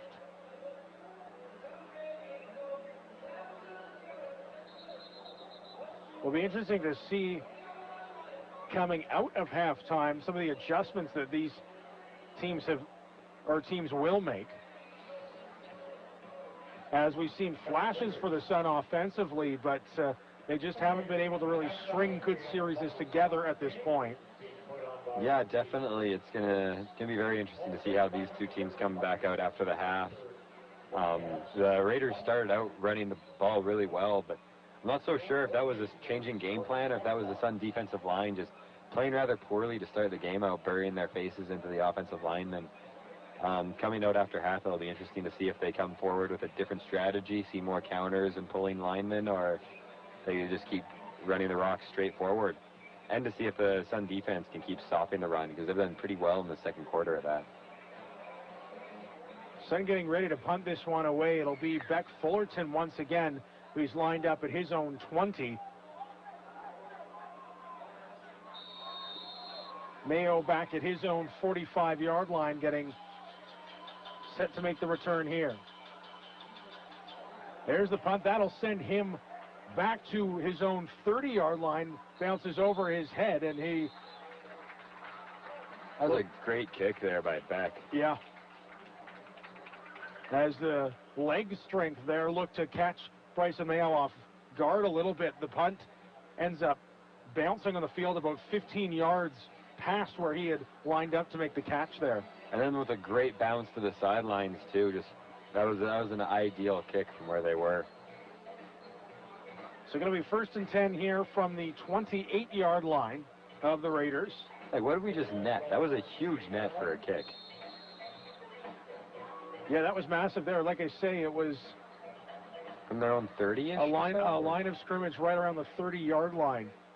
30 to 30 is pretty big. A booming kick from Fullerton there. The stacked receivers here on the right side here, going deep downfield. Miscommunication. He's going to try to catch a punt here. Yeah, going to be picked off here by Kitzman. The interception takes him up to midfield. That's good. They owed him a pick from last week anyway, so that's all right. But yeah, that was definitely a miscommunication of some sort. Put the ball right into the sky as his arm was getting hit too, but there was no receivers even going deep. It looked like everyone was running hooks or getting set up for a screen or something, so I'm not sure what was going on there. It was a very strange play. Yeah, Jake LeBerge going up the near sideline here on the right side of the field. Like you say, no receiver in the vicinity. One of the easier interceptions for Ty Kitzman, who you mentioned last game was the first game of the year he didn't have a pick. This time he gets back on the INT train. And so it's just 7 seconds left to go, 1st and down here from the 54-yard line for the Sun. It's going to be Keith Zyla back to pass here as he completes it up the middle of the field. That one to Tyson Mastrodimos, who lost the ball. And now they're calling it Raider ball, I think. Right at the end of that play. What a crazy way to end the half. And so, yeah, you're right. Technically a fumble for Mastrodimos right at the end of the play there, but it didn't matter as the clock was down to 0. And so that is going to be what ends the half here at the Apple Bowl, with the visiting Vancouver Island Raiders holding a 17-14 halftime lead. Well, coming up in halftime, we'll check in with running back Brendan Hansen of the Sun. Nice to see him back just before the bye week and having a pretty strong performance here in the first half for the Sun as well. Also going to check in with some of those halftime stats, update you on what's going on here statistically, what happened over the rest of the BCFC over this weekend, with the 2 other games being featured on Saturday. So that's all coming up here. The Halftime Show, BCFC TV and AM 1150. The summer is here. You can feel the heat. Don't want to get burnt? Head on down to Auction World for the coolest deals in town. Whether you need a car, truck, 4x4, or SUV and like to save money, Auction World has a vehicle for you. If your budget is $200,000 or $40,000. With over 300 vehicles to choose from and a large selection of motorbikes, boats, trailers, and RVs, Auction World is your one-stop summer shop. Stay cool knowing you save thousands on your vehicle purchase this Saturday. Auction World saves you money. KelownaAuctionWorld.com. Kelowna, September is Progressive Month at Popeyes. All Progressive supplements are on sale. All your favorites like Phytoberry and Veggie Greens. And keep an eye out for the exclusive value size sale flyer with crazy door crasher sales. If your favorite's not on sale, there's a store-wide buy one, get one 30% off. Also, introducing Popeyes exclusive Get More, Pay Less sizing products. All at Popeyes. On Springfield, the official supplements provider to your Kelowna Rockets, Sun Football, and Kelowna Falcons baseball. The Business Spotlight on AM 1150. Join Tim Wahlberg as he highlights the best of our business community. Make the most of every dollar you earn and listen this Wednesday as Tim Wahlberg chats with Dale Lamb from DKL Financial. They'll discuss everything from tax strategies to retirement planning. Find out how to meet your financial goals and achieve your ideal lifestyle. AM 1150's Business Spotlight, weekdays at 11:30 on News Talk Sports, AM 1150. For more info, visit am1150.ca. You may wonder why you always seem to notice a Toyota Sienna as a taxi everywhere you go. Like me, they know that when you drive a Toyota Sienna, you get reliability like nothing else. I'm Phil Johnson. I'm driving my 5th Toyota from Kelowna Toyota. I've driven all types of models from the Toyota lineup, from the compact Matrix to the Sienna minivan. And what I can tell you about Toyota is this: their vehicles are flawless. I'm Phil Johnson, and this ad is owner approved. Ask the Bohemian Cafe what the recipe for a great breakfast, brunch, or lunch is, and they'll tell you, take a generous serving of fresh, quality ingredients. Mix it with a vibrant atmosphere, a caring and colorful staff, and 25 years in the best city. Plus, don't forget to throw in organic and local ingredients whenever possible. And you've got the Bohemian Cafe and Catering Company. The Bohemian Cafe, an eating experience for 25 years on Bernard in downtown Kelowna. Go to the finale! Yes! It's the season finale of The Amazing Race Canada, and anything goes. Watch out, watch out, watch out, watch out! CTV this Tuesday. Tune in to find out who will win it all. Bring it in! Then get the inside scoop from all your favorite teams on After the Race with the hosts of The Social. It's a finale night you can't miss. Let's go! The Amazing Race Canada, Tuesday at 8 on CTV. Brought to you in part by BMO, official bank of The Amazing Race Canada. When you have Big Steel Box, moving and storage are almost too easy. From kickoff to the final play, they're on your team. They'll drop the Big Steel Box off at your place, then you pack it at your pace, and when you're ready, give Big Steel Box a call to come pick up the box and move it or store it. Simple and secure. Big Steel Box is a better way to move and store your stuff. Check them out at bigsteelbox.com. Proud supporter of the Okanagan Sun. Is your Mac making the carries? Is your hard drive running the yards? Simply Computing has been around for over 30 years, almost as long as the Okanagan Sun. They know a thing or two about making sure your machine is at peak performance. Visit Simply Computing for all your Apple needs, from trade-ins to extended warranties and much more. Simply Computing has you covered. Shop downtown at 1546 Pandosy or online at simply.ca. Simply Computing, Apple specialists since 1984. You're listening to Okanagan Sun Football on AM 1150. Welcome back here to the Apple Bowl. Evan Cook here alongside Carson Park. The Okanagan Sun trailing the visitors from Vancouver Island, the Raiders, with a 17-14 lead here as we head into halftime. A little later on in halftime, we're going to take a look at some of the more in-depth first half stats.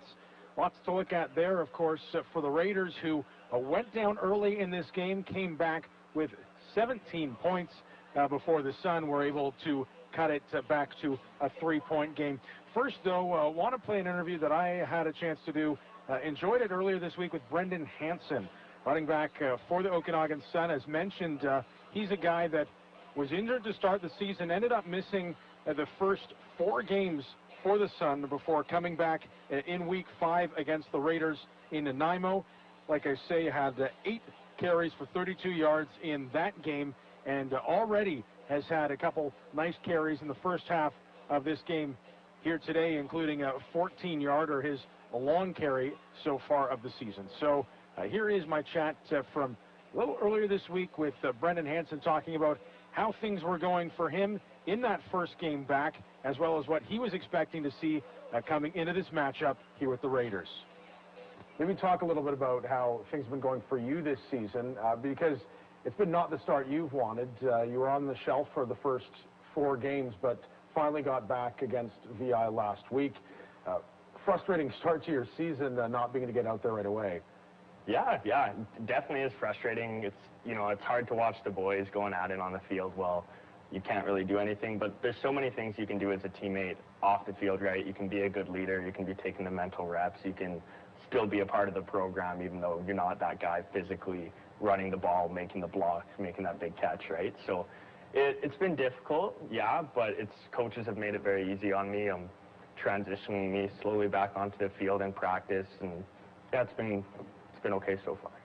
As an observer to the group of running backs that you guys have had this season, there's been some good success with the running game in games past. What have you thought about how they've kind of progressed week to week? I'm so proud of these guys. Like, this is one of the best core running back groups that I've seen in my years of football. And, like guys like Kelton Curry and Robbie and Joseph, they've just been killing it, right? They've been doing such a great job. And then coming back into the mix after this bye week, we'll have Tanner Sudo back hopefully as well. And he's another great guy who you guys haven't got to see on the field yet, but in practice, and he's been taking some great mental reps, and he's going to look like he's going to be quite good for us. So it's a great group.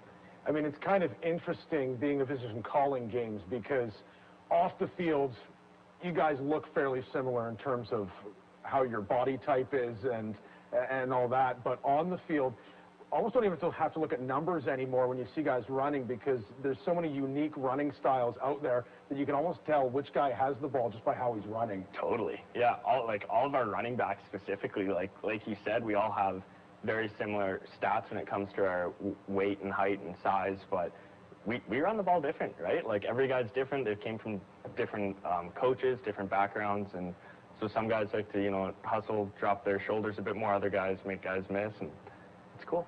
Getting in against the Raiders this past weekend, first off, maybe how did you feel getting out there finally in game action this year? Excited. Yeah, I was very excited to get out there. I was patient. You know, I didn't want to try to force my way onto the field. Myself, Zyla, Shamar, we're all coming off of injuries and still got the dress in the game, but knowing that we weren't going to have our usual role of getting the ball plenty of times, getting to see the field the full time. So coaches were great with just, you know, throwing me in for a series or two just to get my feet wet, and felt really good. I was really thankful just to get that opportunity. So. As we were talking about earlier in the show, it was a game that on paper, final score 45-11 looks like a blowout, but offensively, the points came from defense, they came from special teams. Offense didn't even put points on the board in the form of a touchdown until the fourth quarter. How did you feel in that matchup against that D? How was that? You know what? I felt like we did a really good job. We just have to finish, right? If we don't capitalize on good drives and good series, then most games your defense isn't going to be scoring 2 or 3 times. Your special team, you're not going to be having special teams touchdowns. So you really do have to rely on finishing in the red zone, you know, and if you have a good run, then have a good pass after that, have another good run. Don't just be satisfied with a good play and getting good field positioning. We really do need to get into the end zone. Another thing I wanted to ask about was penalties, because when those were tallied up at the end of the game on Saturday, you already knew without even asking both coaching staffs that both coaching staffs would like to see those numbers drop. As a guy in the field, it seems to be that there have been higher penalty totals, frankly, for many of the teams this season. What do you see out of this group? Is it guys losing their tempers? It hasn't really seemed to be those types of penalties that have cost you guys. You know what? Some penalties are definitely avoidable. You know, you don't need a holding call. You don't need a cheap shot call. Those are things that coaches really grill into us in practice. We run when we do stuff like that. And it doesn't go unnoticed by the coaching staff. It's not acceptable. So getting rid of those unnecessary penalties, that's fine. There's this my helmet came off in one play and I got a 10-yard penalty for it, right? And things like that, you can't avoid, right? It's part of football, but we really do want to get those numbers down. That's another thing that's been happening a lot this year too. Helmets flying off. It seems like not just you, tons of guys, for whatever reason, they're just popping off all over the place a lot of the time. CJFL hits hard, right? We like our contact, so. Yeah, no kidding. It's certainly been the case this year. And as you're a veteran guy, you were talking a little bit about before when you're not out there playing all the time and having to take on a different role. What about taking on the role of doing more mentoring of some of the younger players? Do you like to take on that role as a more veteran guy? I love it. Yeah, I absolutely love it. I've had great mentors in my past. When I was at U of C, Mercer Timmis was just great to me, right? I learned so much from the guy above me as well as my coaches, right? So I've always wanted to be that mentor for somebody, and I'm finally in the position where I am a veteran, and we've got some young guys who are showing great potential. So to me personally, it is really important to get those guys to fulfill their potential and help them in every way I can. Second half of the season almost upon us, and it starts with this rematch against the Raiders. What are you expecting to see differently when you guys suit up against that Raiders team that comes to the Apple Bowl in a couple of weeks? You know what? I think it's going to be a very different game than what you guys saw in the NIMO. We play different at home, just like they play different at home. They're typically known as a team that's stronger at home. And I think we did a good job at showing that we're strong wherever we go. But I think offense, this upcoming week here after the bye, you're going to see something very different. We have all be coming back full swing. Shamar should be in full health. Keith Zyla, I know you guys have been waiting to see him come back, and I know he's expected then as well. So those are 3 players that can make a difference on the field that we haven't really seen this year. So hopefully offense is going to be a little different, and we can finish on those drives. And I think our defense is still going to be great, and it's going to be a good fight with VI. Right, they're a good team. Okanagan Sun running back Brendan Hansen previewing today's matchup. A couple of things he's talking about. Definitely showing here in the opening half with Shamar Donaldson with a huge game. 2 touchdowns for the Sun, being overshadowed by those Raiders, who lead this one 17-14. Take one more break, come back, take a look at first half stats, and get underway here in the second half from the Apple Bowl in Kelowna. Looking for a new beer? Been around the city trying to find a breathtaking blonde that is easy on the eyes, cool and refreshing?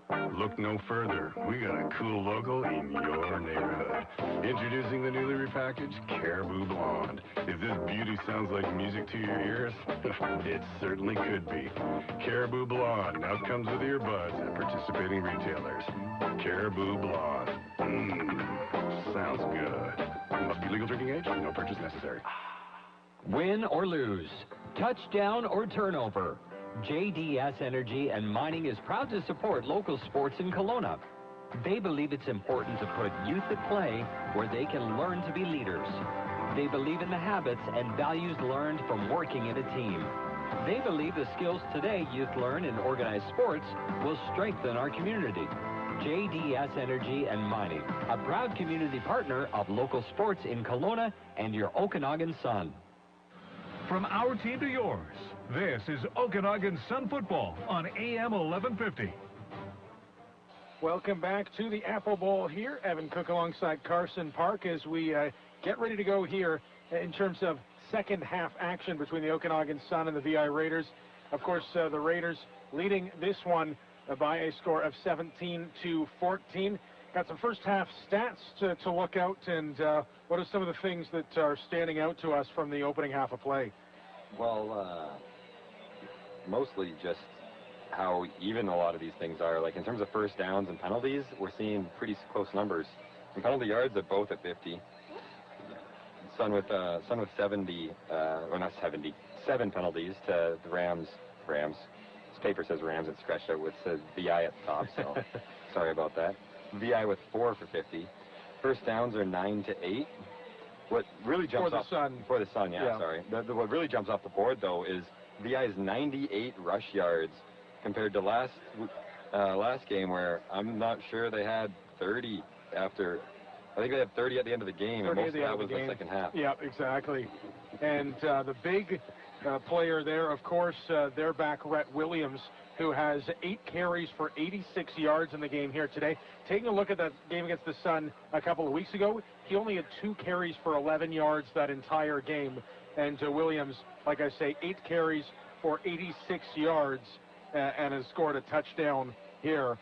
Second-year back out of Weyburn, Saskatchewan, getting things done. And, of course, the big story, like I mentioned, for the Sun, Shamar Donaldson, his return. He, like Brendan Hansen, injured mostly for that first half of the season, got into a little bit of game action in the last game there, last couple of games, but really barely played in those ones. Is back in a big way today. Shamar Donaldson, who had 31 catches for 572 yards last season, along with 4 touchdowns receiving. Donaldson, the 4th-year player out of Regina, who has made a big impact here early on. So the Sun received the opening kickoff of this game, getting set to kick this one away to the Raiders as Isaac Wagner floats it up. Bryson Mayo back to catch at his own 15-yard line. Over the shoulder catch goes up over a group of players still on his feet, though, and now he'll get swung down close to the 20-yard line, close to the 30-yard line, rather. Yeah, almost a bit of a miscommunication there with the other returner. I think it was Xander Bailey, number 2. Yep. Looked like Xander thought he was going to catch it, and as he kind of closed on the ball's landing point was, he felt he was running into a teammate. So. Yeah, that play, Mayo almost had to reach back over his shoulder to make that catch. And it'll be first down and 10 to go here, 27-yard line of Raiders territory. Raiders trying to build on their lead as a handoff here to Williams. He runs into his own lineman by the looks of it, I think. That's Okanagan Sun. Kent Lawrence in there, pushing the lineman right back into his running back. Is trying to figure out who that was who put that O-lineman on skates. Yeah, that's how it came to an end, that run there for Rhett Williams. Is, like you say, his lineman ended up being pushed right into the back, who ran right into the backside of his lineman there. A big play by Kent Lawrence of the Sun. Second down and long here. Back in getting sacked here is Jake LaBerge, who on one knee is in some pain. Yeah, that looked like he got tripped up a little awkwardly. Didn't see who on the Sun defense made that hit there. It looked like another situation where a lineman was being pushed back, this time straight into the quarterback, Jake LaBerge. Yeah, both interior linemen had great surges off the ball, and looked like LaBerge kind of got rolled up in with his O-lineman and those D-linemen as they kind of dove through to reach for him.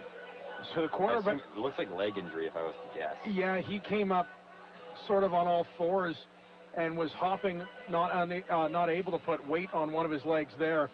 And so LaBerge down on the field, being looked at by the training staff, now being moved up to his feet. On his own weight, too. He's not getting carried. Yeah, it looks like that left leg is giving him some trouble, kind of limping off of that, but... Hopefully similar to Bowles earlier in the game, where just something seized up on him.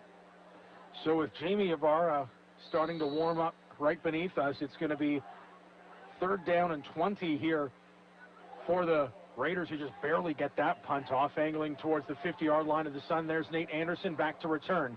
Dodges one tackle, gets up to the 45. And Anderson with a return of 3 or 4 yards on that one. But a lot of work went into those 3-4 yards as he dodged a few tackles to get up there. Yeah, Sun's starting on the VI side of the ball, though. Side of half. Which is not something we've seen a whole lot of today. Not at all. Definitely been losing the field position battles going so far. So. Yeah, like we say, I think that only happened the one time in that first half, and that's led to the first Shamar Donaldson score. He lines up on the far side of the field, over to the left of us. Wenman back under center, working out of the shotgun, hands off this one to Rodriguez. He doesn't have much of anywhere to go. Looks like forward progress might take him to a gain of 2 or 3 yards. But second down and long here for the Sun. Was wondering who we were going to see there under center, just because Keith Zyla took that snap right before halftime. That was the one throw he had, the completion of Tyson Mastrodimos, that ended up being fumbled. I had a feeling they put him in to try and get the big arm going for Zyla. But it is Nick Wenman who is starting at quarterback here once again in the second half. Second down here for the Sun. Wenman looking deep down the sideline. That one caught by Donaldson, and he is in for the touchdown. That was super pretty. Talking about a big deep arm. That was a big deep arm right there from Wenman. Shamar Donaldson, his third touchdown reception of the game. And that pretty spiral, perfect, right into his hands, right in a bucket in front of him. That was amazing. Yeah, it sure was. Wenman recognizing Donaldson in man coverage there, and he beat that defender clear down the sideline. Talk about the speed that he has. We've seen it on display a couple of times. And so Donaldson in for the score.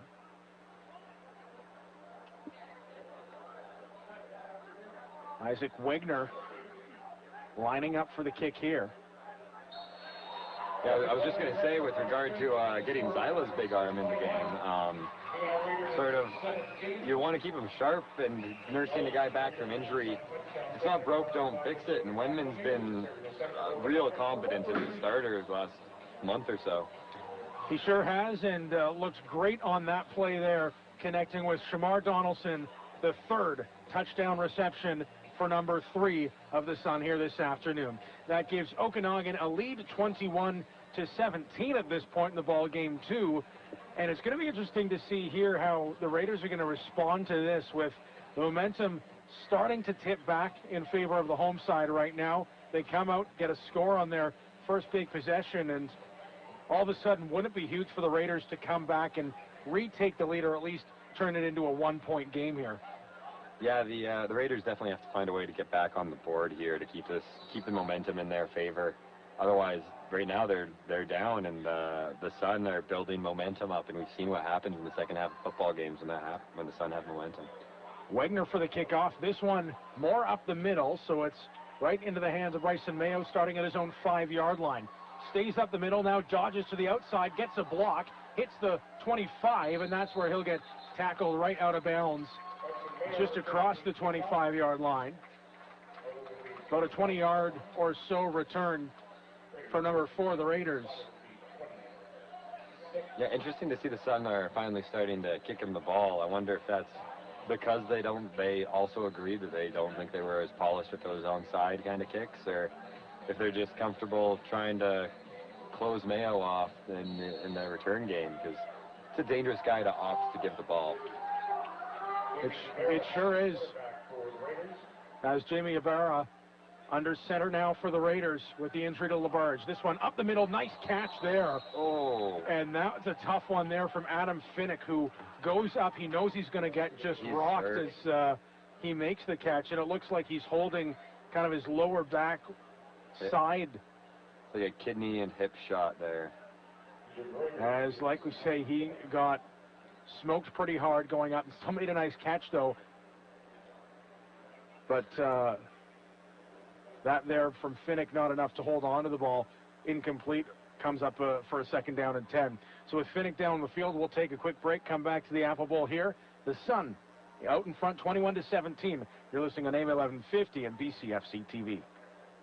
Every crunching tackle, every last-minute winner, every controversial call.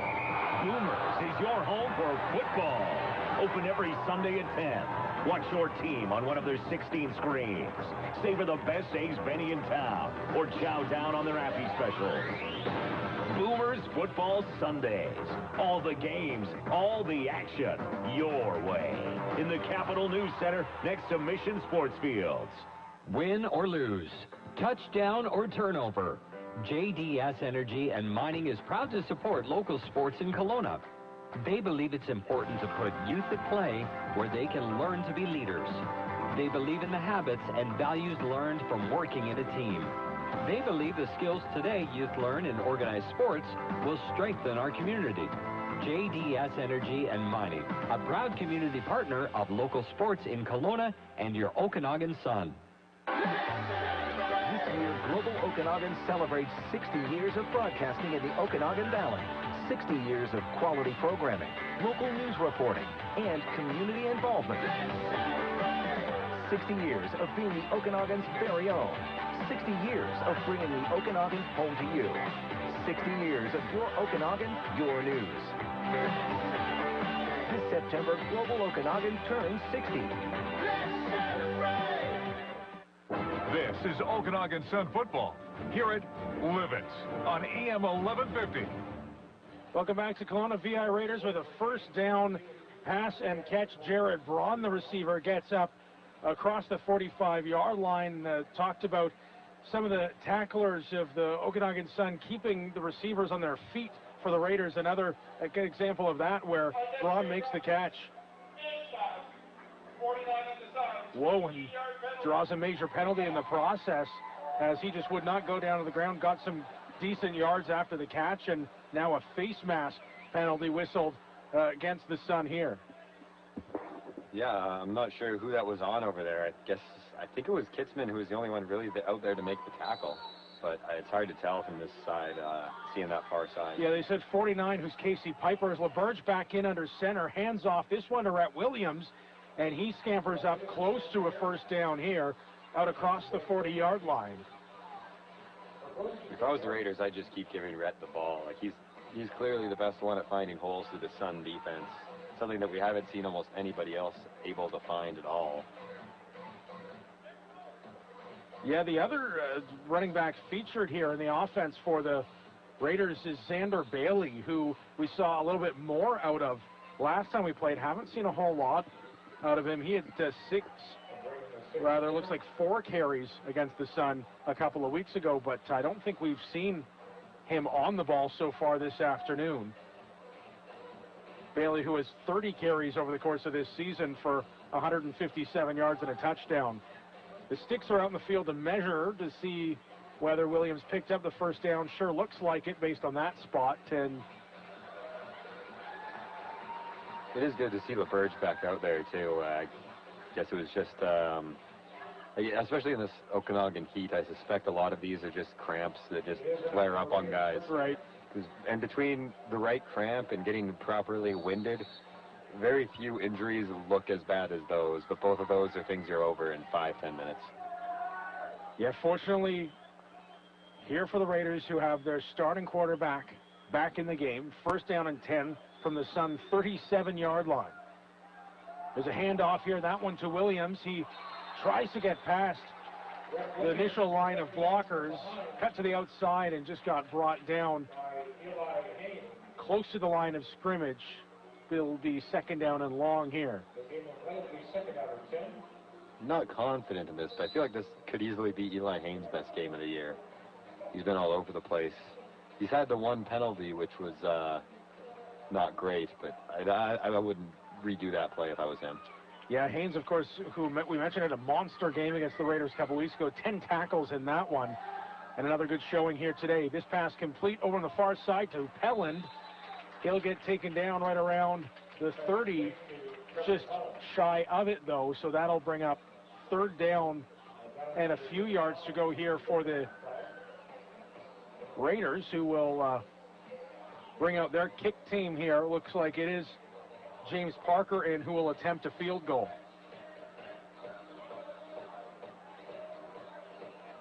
Donaldson headed back into the Sun end zone to return this one if necessary. Parker lining up to kick a 39-yarder. He struck from 18 yards out earlier in this game. 39 is well within his range from watching before the game. And there's confusion here on the Raiders in terms of the personnel on the field. They've called a timeout right now. That's super frustrating. Yeah, I'm trying to counter there. I'm not sure if they had too many men on the field or is somebody lined up where they shouldn't be. But you could tell there was lots of hollering from the sideline. And lots of counting and pointing frantically. So the Raiders sorted now. Cost them the timeout in the process, though. And like we say, James Parker to attempt a 39-yard field goal to bring the Raiders back within 1 point here. There's the kick. It is up, and it sails through the uprights. James Parker, 2 for 2 on the afternoon, connects from 39 yards out and cuts the Sun lead to 21-20. Take a quick break, come back to the Apple Bowl. You're listening to BCFC football right here on AM 1150. Once we were recognized as a certified BMW repair facility, then the work really began. Every month our technicians are trained in the latest techniques to stay current with the new technologies in vehicles. From BMWs to any vehicle, you'll have peace of mind knowing our technicians have the most cutting-edge information available to repair your vehicle. For faster estimates and no wait time, look online at KelownaPerformanceCollision.com. Kelowna Performance Collision across from Walmart on Enterprise. You'll love the way your car looks. I guarantee it. You're listening to Okanagan Sun Football on AM 1150. Welcome back here to Kelowna. Okanagan Sun with a slim lead, 21-20 over the Vancouver Island Raiders, with the Raiders fresh off a 39-yard field goal, getting set to boot this one away. A big field goal at that, after Nick Wenman and Shamar Donaldson connected for the third time this afternoon to give the Sun the lead on the series before that field goal. Sun back to catch it at their own 10-yard line. Javen Cagle running over to the far sideline here and cutting up the right side. He's got some space out across the 40, and he'll be brought down at about the 43-yard line. Javen Cagle with a 33-yard or so return there, but he had to run a lot further than that, cutting from the other side of the field out over here to the right sideline. Great block on that return. I think it was Connor Richard over there running somebody over, but one thing that drives me super nuts whenever I see that is he ran the guy over, and instead of looking up for the next guy, he just kind of finished him into the dirt. Yeah, just move on. Go hit another guy. That guy's dealt with. That's when you get to hit the most guys, right? In those special teams plays a lot of the time. That's when you get that most contact as a defensive guy. Is this a handoff here to Okanagan? Enters into the game in the Sun backfield. He maybe got to the line of scrimmage. Could be a yard shy of that, though. Yeah, and everyone in football who likes contact, their favorite part of the game is special teams. Because that's where chaos ensues. Offense and defense, it's really structured. Everyone's got a set rule. In a special teams play, once the ball is snapped, it's just go around, block, and tackle. So Okanagan makes it back to the line of scrimmage. So 2nd down and 10 for the Sun. Loading up on receivers on this play. Wenman now up into the slot. That pass is complete. Out across midfield, that's Tyson Mastrodimos. That'll be enough for a 1st down as he gains about 12 yards on that catch. 1st and 10 right at midfield here for the Sun. I've not been calling his name as much as we have in previous weeks today. Other than that one long play at end of half that wound up fumbling on at the end. Yeah, Mastrodimos, a guy who has had less balls come his way. Also haven't talked as much about Liam Crane as there's a rush up the middle to the Raider 50. Looks like a gain of about 5 on that play. I believe it's still Okanagan in there with the carry on that one. Yeah, all day today has been the Shamar show. It sure has. For the Suns' passing attack. Yeah, I could wondered about Liam Crane, who, of course, had 2 touchdown receptions, but to have not seen him out there so far today. Here's another handoff on a 2nd down play. Up the middle and stuffed. There is Okanagan. Looks like he gained maybe a yard on that carry, so it'll be about 3rd down and 3 to go here for the Sun, who are getting set to punt this ball away.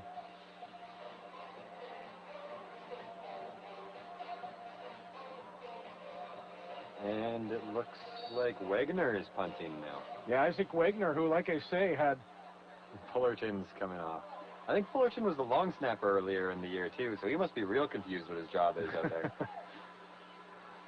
Here's a fake punt there. The snap's to Mosley. He tries to cut wide and is brought down. As the Sun trying to get a little bit tricky here. On 3rd down and 3, Mosley is tripped up before the line of scrimmage, and it's going to be 1st down for the Raiders here just before midfield. That's not a bad spot to do that, though. Yep. You're 3rd and a couple, 3rd and a handful. You're on the other team's side of half. It gives the Raiders pretty good field position here, but they are only at half. It's not like they're on your end of the field. And the Suns' D, you can expect to it out of these guys pretty often. So 1st down and 10 here. Jake LaBerge. There's a little bit of a pitch to Williams, who cuts up the middle with space. He gets knocked down. Ball loose right at the end of it. I think they're calling him down, and I think that was just a draw, the classic draw that the Sun have really struggled against this year. I'm still surprised that we're not seeing more teams use that against them, because if we were to break down film of the Sun this season and just look at draw plays, if they don't have a 8 to 15 yard a carry average, I'll be a little surprised. Yeah, nice one there for Williams, who, like you say, caught the Sun completely off guard on that play. Was knocked down at about the 48, going to be 2nd down and a yard here for the Raiders, who right off the snap, flag flies outside, I'm sure.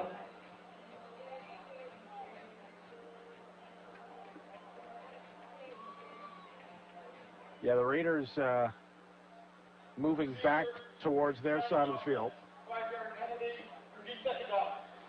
The illegal procedure, Cody Upton, offensive lineman, called on that one. And so from 2nd and 1, we go to 2nd and 6 here.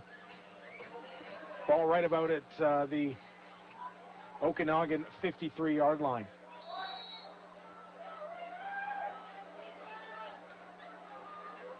There's the snap. LaBerge pump fakes, now fires to the sideline, looking for Mayo, who makes the catch. Oh, wow. What a great play there by Mayo. Bryson Mayo going up against the cornerback Ty Kitzman, and it's Mayo who comes down with a huge reception. A little bit of contact there running down the field, too. I would have expected a play action more on that against Kitzman than I did earlier in the game against Eli. But even with Kitzman all over him, Mayo comes up with the ball. That was a great battle. It sure was, and a huge catch for number 4. A 40-yard reception takes it down to the Sun 13-yard line.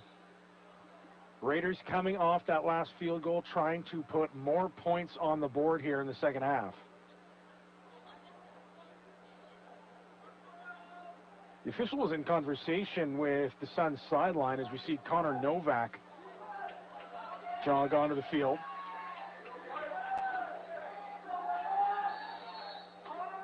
Personnel now sorted, going to be 1st and 10 from the Okanagan 13.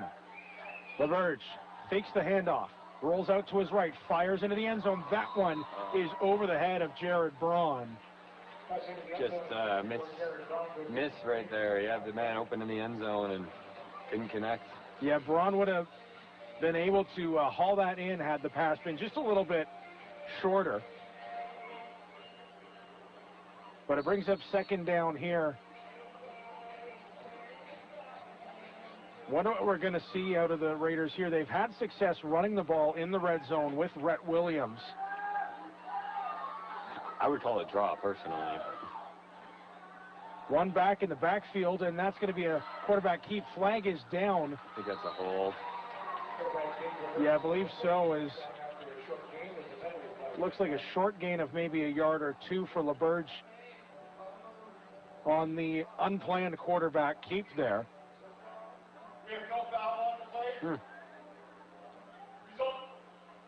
And so the official's going to pick up the flag there. Result of the play will be 3rd down. Looks like it was maybe a gain of about a yard there. 3rd down and 9 yards to go here. We'll set up another field goal attempt. For the place kicker, James Parker. Parker has already connected from 18 yards out. This will be a 19-yarder for him.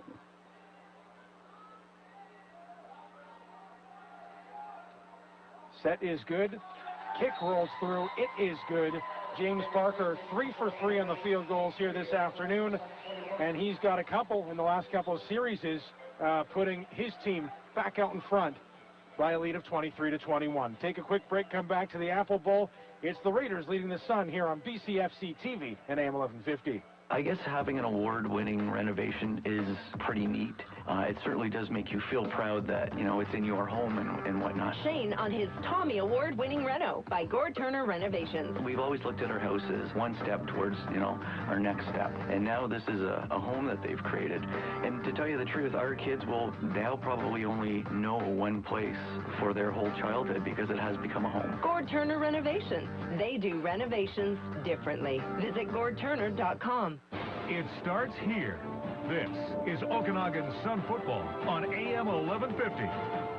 Welcome back here to the Apple Bowl, where the Okanagan Sun now trail the Vancouver Island Raiders 23-21. This was a 4-point Sun lead that's now been cut to a 2-point deficit thanks to back-to-back field goals from 39 and 19 yards respectively off the boot there of James Parker. Kick is away, setting the Sun. Connor Richard back near his own 10-yard line. He'll start the return up the middle of the field here. Takes a hit, goes down right across the 30-yard line. And as I see that return, take a look at the Sun sideline. I see Liam Crane over there who's wearing his jersey but is dressed in street clothes. So Crane unavailable to go for the Sun. It'll be interesting hearing this week about what's keeping him out of the lineup this afternoon and whether it'll be a long-term issue. But just another offensive weapon that the Sun do not have to deal with. Of course, Crane is a returner on those kicks as well. 1st and 10 from the Okanagan 33. Play action for Wenman. He goes far side to Donaldson, who extends and picks up a huge catch. A flag came down simultaneously. Are they giving him the catch, or are they saying they're calling him incomplete? Really? I did not see at what point the ball came out, but he definitely caught it, secured it, hit the ground, and then I kind of lost track of what happened there. As Alex Everling is called on pass interference, that was contact with Donaldson prior to him making that catch. Well, I thought I saw the official behind him running in and signaling catch. That's why I thought that there was a completion there. But so did I, and then the next thing I saw was Donaldson being frustrated with the ball next to him, and I thought he put it there, but I guess not. Nonetheless, it ends up being about the same. 1st down and 10 for the Sun from their own 48. This pass over to the far side to Mosley, takes him to the sideline. He dodges a tackle, and the official right there on the sideline says he stepped out at about the 51-yard line. Boy, tough break there for the Sun, who Mosley looked like he was off to the races a little bit. Definitely looked like he thought he was off to the races. Looked like Ben McCauley was hoping he could get a flag since he stepped out of bounds early. The tackle later would have been a late hit, but play to the whistle. Indeed, as we've got a 2nd down and about 6 yards to go here. Lined up between the 52 and the 51-yard hash marks there in Sun territory. Going to be a handoff here up the gut. Nowhere to go, though, as the Raiders defenders stack that box once again. The Raiders D's really stepped up this game, and has stepped up the whole game, which is something we didn't see last time these teams met. They just kind of crumbled as the score got away from them, and with a nice tight game, they definitely don't show any signs of wearing down. The Sun gonna have to find a way around them anyway. And it was Joseph Okunlola on that carry. We've seen him almost exclusively be asked to carry the ball for the Sun here in the second half. Not sure if Brendan Hansen's had any sort of setback or if the Sun just getting a different look in there on offense. Going to be another punt here from Isaac Wagner. This one high end over end. Puts Mayo, who drops it initially back to his own 10-yard line. Recovers, picks the ball up, dives ahead, and gets just about to the 20-yard line. A couple yards short maybe. But another nice punt there by the Sun. And it's going to force the Raiders to start out from deep in their own territory.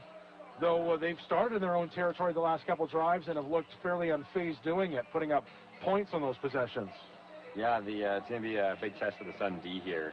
If they can get the 2 and out, or if they're going to wind up getting driven on and pushed for 7+ plays.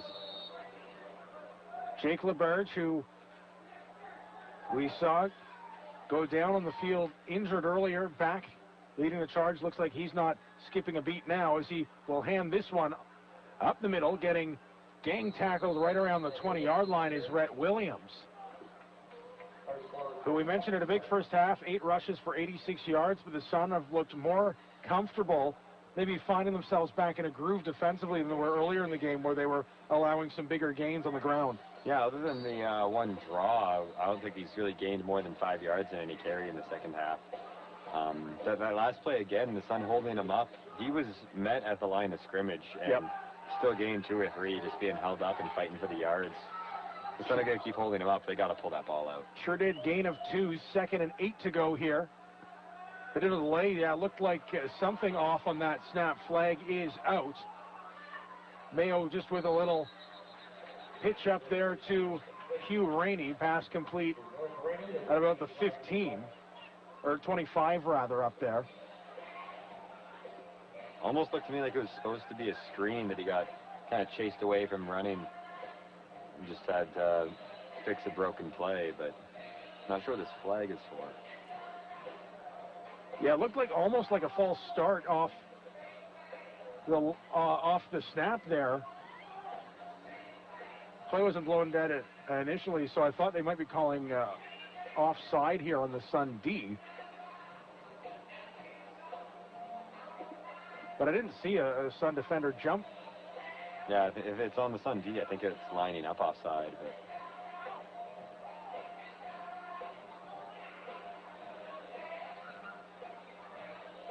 Yeah, this is interesting. Is the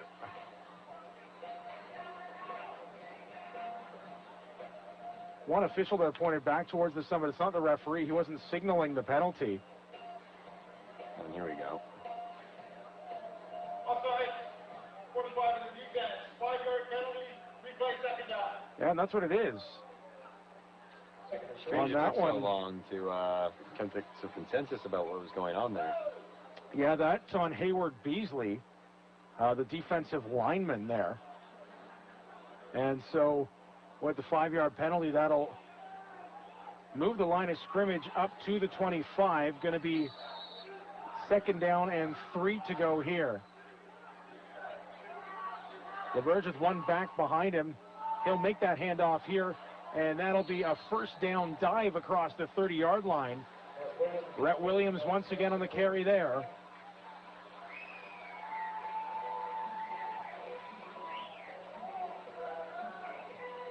But Williams, who made that play look easy there, just got exactly what he needed to get. You see head coach Ben McCauley, the Sun, still very vocally going after the official lined up in the Sun backfield there. Did not agree with that offside call. And it's led to a 1st down here for the Raiders here. There's a pass that falls incomplete, came into the feet of Trevor Pelland, and he wasn't able to scoop it. So 2nd down and 10 coming here from the Raider 30. Lucky Kitzman didn't jump that any more than he did, because he very nearly could have made a play on that ball. Yeah, he was all over. Oh, and we are at quarter time. All over Pelland there as play whistle down here to end the 3rd quarter of action here. It's the Raiders with a 23-21 lead at this point in the game. We'll take a quick break, come back to the Apple Bowl 4th quarter action. The Sun trailing the Raiders here on AM 1150. At some dealerships, you may find the price you like, but you have to settle on the vehicle. They only had tow. At Orchard Ford, you don't have to settle. With the largest new vehicle inventory in BC. It might be why they're the #1 selling retail Ford dealer in the province for the 2nd year in a row, thanks to you. And #1 in customer satisfaction in both sales and service. Plus, for a limited time, take advantage of Ford employee pricing and the $1,000 Costco rebate. Family owned and operated, you can trust Orchard Ford. Highway 97 North across from Scandia and at orchardford.com. Okanagan Sun football on AM 1150. Welcome back here to Kelowna. Okanagan Sun taking on the Vancouver Island Raiders. It's the Raiders who have the 23-21 lead as we get into 4th quarter action here from the Apple Bowl. Going to be a 2nd down and 10 for VI. They'll be starting out from their own 30-yard line. Yeah, during the quarter time, Coach Ben had quite the conversation with the officials. I'd really be interested to know what he's talking to them about, because I'm not really sure what his case is, especially, it's not like he had a better angle on the play than the officials, so I'm sure he's talking about something else. I'm just not sure what else he'd be talking about. Sun D looking for a big stop here, 2nd and long. LaBerge under pressure. He is going to get wrapped up, taken to the ground, and sacked. Big linebacker Sean Robinson with his 2nd sack of the game. Roars in, takes LaBerge to the ground, and that's the stop that he was looking for there. Brings up 3rd down and 15. Yeah, I don't know about that play call. Doing a play action on 2nd and long where you're trusting your quarterback to sell the play action to the defensive end unblocked. I'm not sure there's a blown assignment going on there, or if that is a option trying to play on that end, but it's a questionable play on 2nd and long. Nick Hunchak just gets that punt away. It's a low one down to midfield, and that's where the return is. Looks like somebody dropped the ball there. The Raiders say they've got it, and the officials say they do too. Boy. I think that was Kelton Curry. I think it was. Which is very strange to see a running back fumbling a return like that. But you know, for the Sun, we've seen these sorts of plays go their way. Turnovers, fumbles on special teams. We've seen that multiple times this season, and especially early in the year, they had every bounce seemed to go the Sun's way. But today, not quite the same case. Not at all. That's the second fumble recovery for the Raiders this afternoon. They got one just as the first half was coming to an end here. And so a huge recovery there puts VI back on offense as they go to their own 51-yard line here to start this extended series. LeBerge, there's a handoff to Williams, who cuts to the outside. He gets taken down from behind, cutting across midfield, brought down at about the Okanagan 52. That was the nicest burst I think I've seen out of him today. That was, got into the backfield real quick. Yeah, he really came in with a head of steam right away. He's been running a lot more like the Robbie Rodriguez kind of wanting to emulate the Le'Veon Bell patient running. Right. But on that last play, none of that. Just got the ball and full speed ahead. So going to be 2nd down and 3 here. LeBerge lining up with one back behind him. Not going to hand off. There's a pass here, and he misses his receiver. Looking for Hugh Rainey, but the pass came behind him. He had to dive backwards to try and come up with it. Kitzman's annoyed with himself because he knows he had the better play on that ball, but just saw it too late. Similarly needed to make a diving play for it, but... Yeah, for sure. That one behind both the receiver and the defender on that one. And so for the Sun, they're going to try this one again. With a punt upcoming here, Shamar Donaldson is back at his own 15-yard line or so to attempt a return on this ball. That big punt angled out of bounds. This time going to bounce out at about the 22. Oh, they're marking it 23. Okay, up to about the 23 is where they're saying. For a moment, I thought he was going back inside the 20, and I was, how'd that happen? Still good field position for the Raiders. Deep in Sun territory. Okanagan going to have to march nearly the full length of the field here to try and put points on the board, and points are what they need. Down 23-21, 12:44 time remaining in this ball game.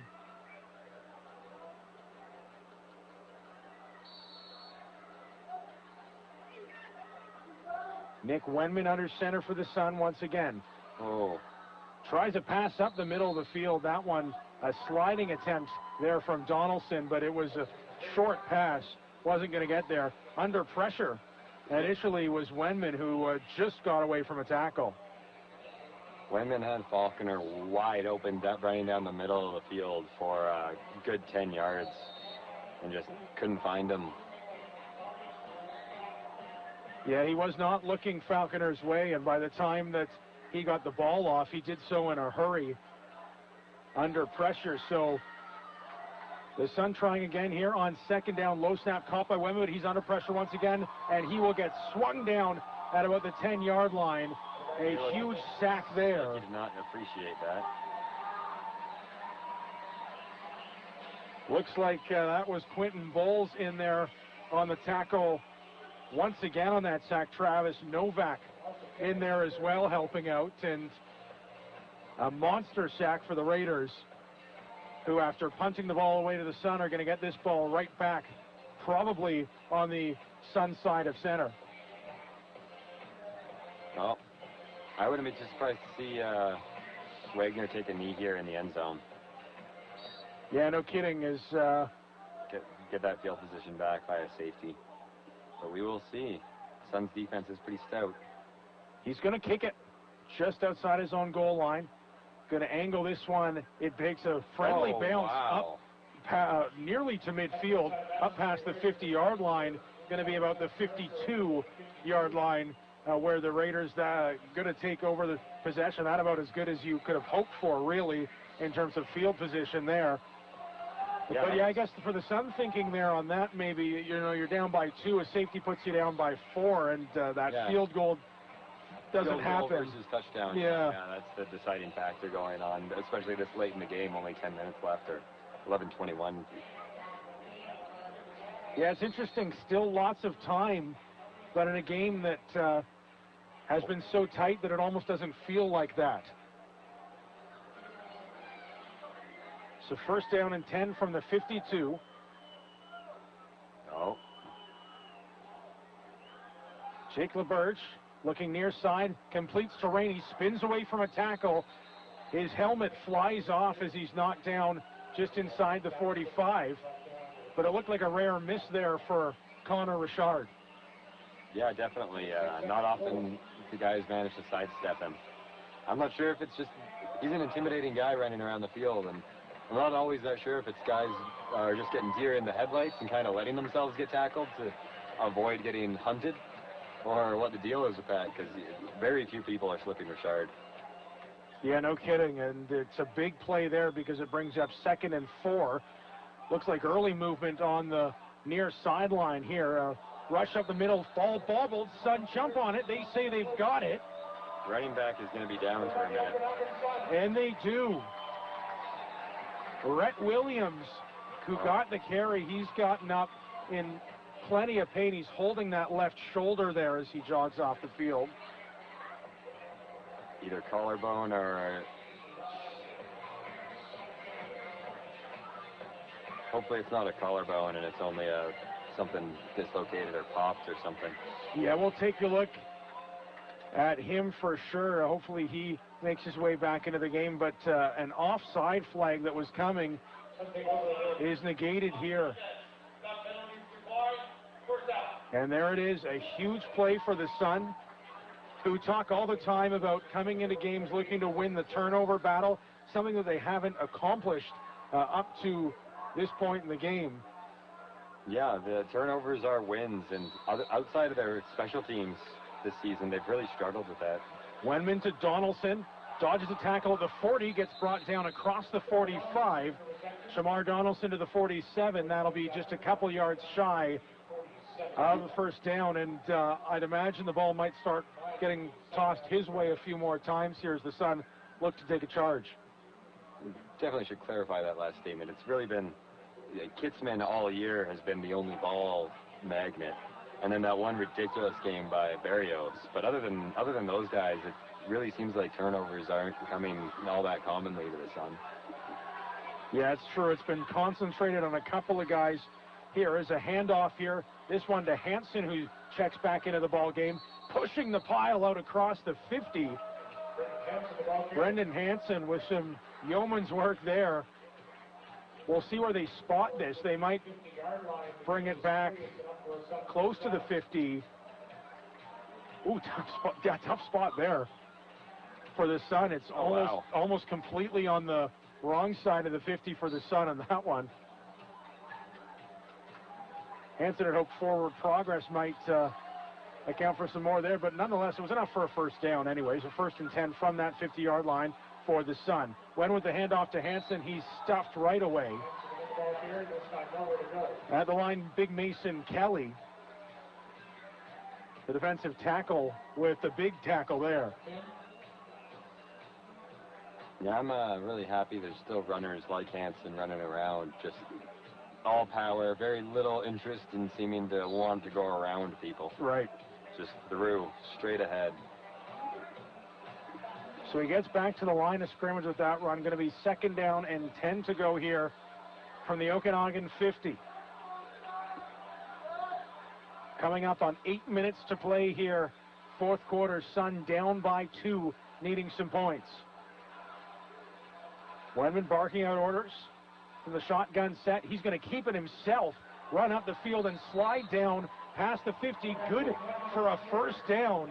Maybe. They're going to spot him on the wrong side of the line. Yeah, it'll be close. Oh, and you can... They're ready for that spot. The crowd isn't happy. Yeah, you can probably hear... slide on the other side of the line.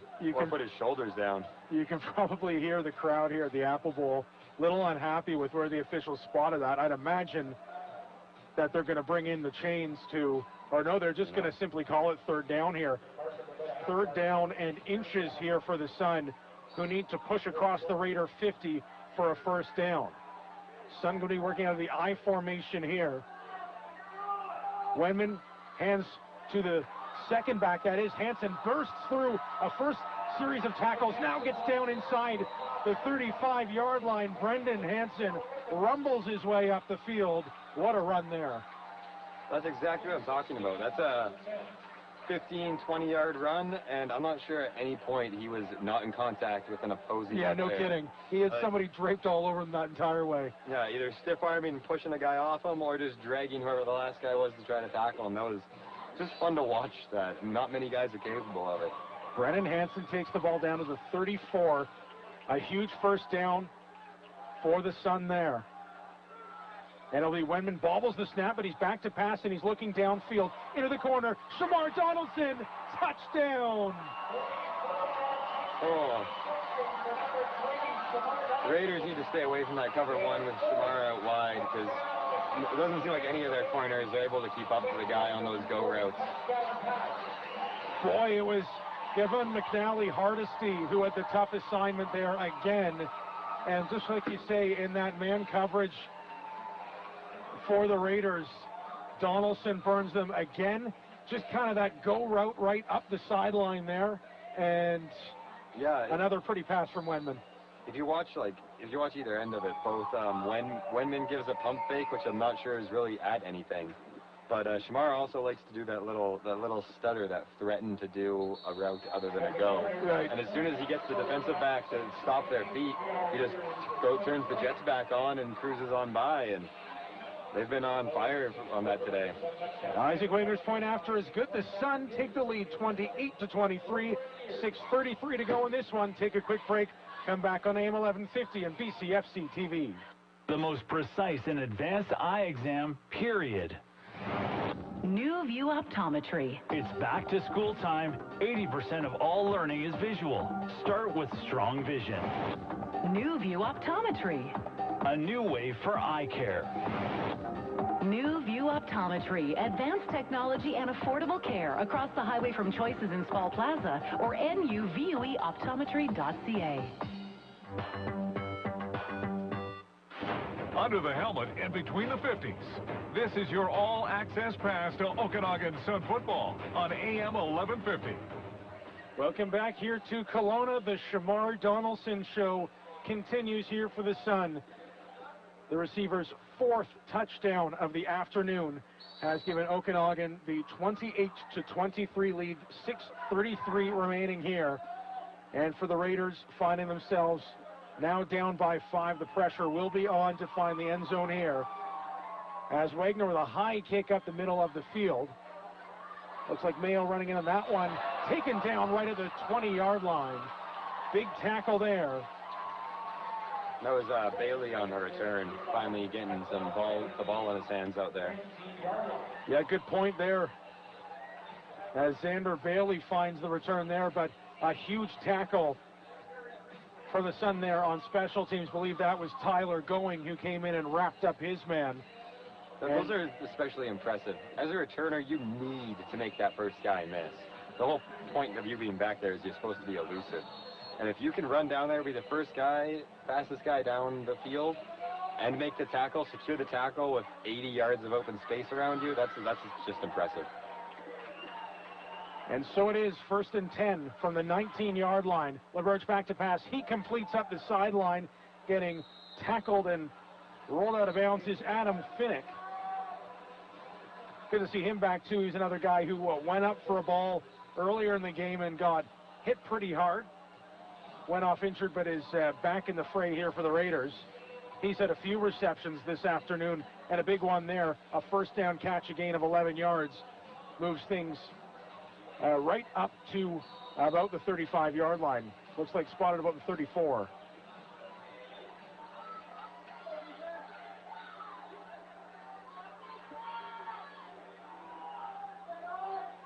First and 10 for LaBerge to work with once again. Hands this ball off here. Back on the field is Rhett Williams, and he will get wrapped up in a scrum that's continuing here even after the whistle goes. Players in there separating either side. Will be a gain, looks like close to 5 yards there for Williams. Definitely looks like it could be the start of the emotions starting to get the better of players here in the closing minutes of this game. In a one-score game, that can get dangerous, too, if you're not able to rein those in. Oh, for both teams. Everyone's got to get their emotions in check, or you don't want to be the GOAT, right? Yeah, no kidding. There's 2nd down and 5. Big play here coming up for the Raiders. They're from the VI 38-yard line. LeBerge to pass. This one is complete to Rainey. No, it's not incomplete. He was not able to hold on to the football as he got smoked. Hugh Rainey definitely got separated from the football there. He had it in his hands, and pretty sure it was a helmet that took the ball out of his hands. But yeah, he got leveled as he got it. Yeah, not much of a chance there as a receiver to come away with that ball when you're getting hit that soon after the catch. That is the one appropriate time for a body catch, because if you're catching those with your hands, just the momentum change of getting hit will tear the ball right out of them. Nick Hunchak back to punt here from his own 25-yard line. Drops the snap initially, and he's under fire. He'll get swarmed and taken to the ground by the Sun. What a play. I believe that was Javen Cagle who came roaring down. Normally, the guy who will return those kicks this time on the punt return team rips in and knocks his man to the ground. A huge turn of events here for the Sun, who will be 1st and 10 here from the opposition 25. Those faster return type guys are exactly the kind of guys you also want blocking your kicks for you. Often the guys blocking the kicks are the backup and 3rd string returners. So no surprise to see him back there. Great tackles made on the play. Another huge play on special teams for Javen Cagle. Rookie out of Calgary here is Wenman scrambling. He will get brought to the ground there on a 1st down play. Big sack there for Tyler Hill, the linebacker, coming through. And that'll bring up 2nd and long here. Looks like about a loss of 3 for Wenman on that sack. Other interesting thing I wanted to get to earlier, Shamar Donaldson, his 3rd touchdown catch came in the 3rd quarter. That's the 1st points the VI Raiders have allowed in the 3rd quarter this season. Wow. That's a randomly impressive stat. It sure is. They had shut out their opponents, including the Sun last time, but that broke that streak here today. Hansen on the handoff, busts up the middle, breaks tackles, gets down close to a 1st down. One thing I'd love to see Hansen start trying. I'm not sure how athletic and amped he would be to attempt it, but with how powerful of a runner he is, especially when he gets to that 2nd level, everyone just chops for the knees. Right. And you don't have to hurdle that high to start jumping guys. That is, at the NFL level, LeGarrette Blount is famous for it. Sure. And he's 250 pounds. And the reason he's famous for it is because nobody wants to hit 250 pounds up high. They just want to have him trip over you. And when you're just to go lay in front of him, he hops right over. And we're starting to see a lot more tackles against Hansen turn out the same way, where guys are just putting their shoulder like into his knee. 3rd and an inch here for the Sun. Wenman on the QB keep. Donaldson over the far sideline signaling 1st down. Looks like Wenman certainly got enough for it, but I mean, what a rush there by Hansen on 2nd and long. Gains pretty well 13 yards on the run, and then Wenman picks up the 1st down here, just diving in across the 15-yard line. And they might be his first 13 yards that aren't after contact. Yeah, no kidding. He's been a popular guy this afternoon, Brendan Hansen. Another run to Hansen coming up. He'll be wrapped up close to the line of scrimmage, then forced backwards. Looks like he's taken down around the 17-yard line. I think they're giving him the line of scrimmage spot, though. Yeah, giving him that forward progress here. So 2nd down and 10 to go here. Sun would pick up a 1st down if they get kind of partway between the 5 and the 4-yard line of the Raiders. So with 2:45 left to play, 3-minute warning upon us. Take a quick break, come back to Kelowna for the exciting finale of the Sun and the Raiders on AM 1150. Bree, the baby loves the new quilt my mom made him. Does it have his name on it? Cute kangaroos? A baby hippo? Here, have a look. Eric, it's got a washing machine on it, and a fridge, and a stove. Daddy's boy loves his appliances quilt, don't you? Yes, you do. Eric loves appliances. Homeowner or landlord, visit Eric's Refrigeration and Appliances for good as new appliances for a fraction of the cost. See them at 991 Ellis at the corner of Recreation. Online, ericsrefrigeration.ca. You're listening to Okanagan Sun Football on AM 1150. Sun ready to snap the ball here from the 15-yard line. 2nd down and 10 to go. Wenman through the middle. Looks like maybe somebody got a hand on that pass. He was attempting a pass, I believe, to Mosley, who was lined up in the slot, and it did not make it to its receiver nonetheless. Brings up 3rd down here for the Sun. Field goal for the Sun would make it an 8-point, still a 1-score game here at the Apple Bowl. I think that was Brody Taylor there getting his hands up. Not sure if he got his hand on the ball or if he was just shutting down that passing lane, forcing the pass to go under his arms and into the dirt. That's one of the added benefits. Like, if you're a D lineman, you got to get your hands up because it closes down those passing lanes, and a lot of incomplete passes where you're like, oh, why did that not connect, are because of those passing lanes being closed. Wagner from 22, that kick is up, and it is good. Isaac Wagner, that's the first time he's been called upon for field goal duty this afternoon, and he's perfect, extending the lead to 8 points, 31-23 for the Sun, with 2:34 to play in the 4th. Take another quick break, come back to the Apple Bowl. You're listening to Sun Football here on BCFC TV and AM 1150. Hungry people love Tonic's Pub and Grill because it's the place with incredible specials every day of the week. Tuesday, go Greek for lunch with an incredible lunch special. Then on Thursday, they'll show you the beef with Tonic's best steak sandwich special. And don't forget, Tonic's is the place with 2 happy hours every day, from 2 to 5 and 9 till 11. Tonic's Pub and Grill, downtown on Ellis. From our team to yours, this is Okanagan Sun Football on AM 1150. Welcome back here to the Apple Bowl. Isaac Wagner with the latest field goal for the Okanagan Sun, putting them up by 8 points as he kicks this one off and down deep into Bryson Mayo's hands. He'll start up, get to the 20-yard line, keep going past a couple of tackles, stay on his feet for a few yards, but he's brought down close to the 30-yard line. Saw 14 come out the other side of that and didn't see the 1 on his jersey, and I was a little surprised for a moment. Thinking that number 4 Mayo had squeaked through. Yeah. He did not, though.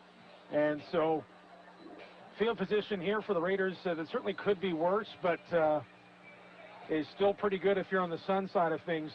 Keeping your opponents to the 30-yard line to start Sun offense can relate to how difficult that can be, as they had trouble early in this game getting out of their own end of the field. Yeah, it's definitely been a battle of a handful of first downs and a punt, and field position has been key. Jake LaBerge here fakes the handoff up the middle, wide open for the pass is Trevor Pelland. He gets up across the 50, brought down at about the 53.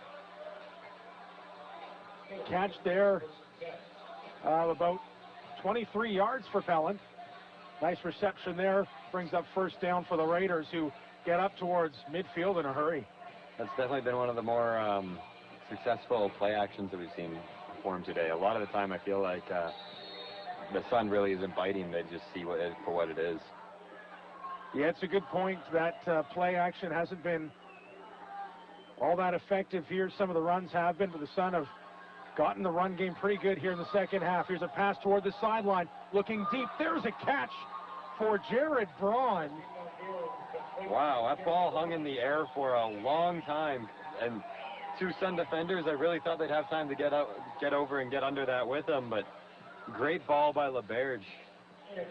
It was a great pass, and like you say, there were 2 Sun defenders in the vicinity, and so that was a bit surprising that it got there, but a catch for Jared Braun takes them inside the 25-yard line for the Raiders.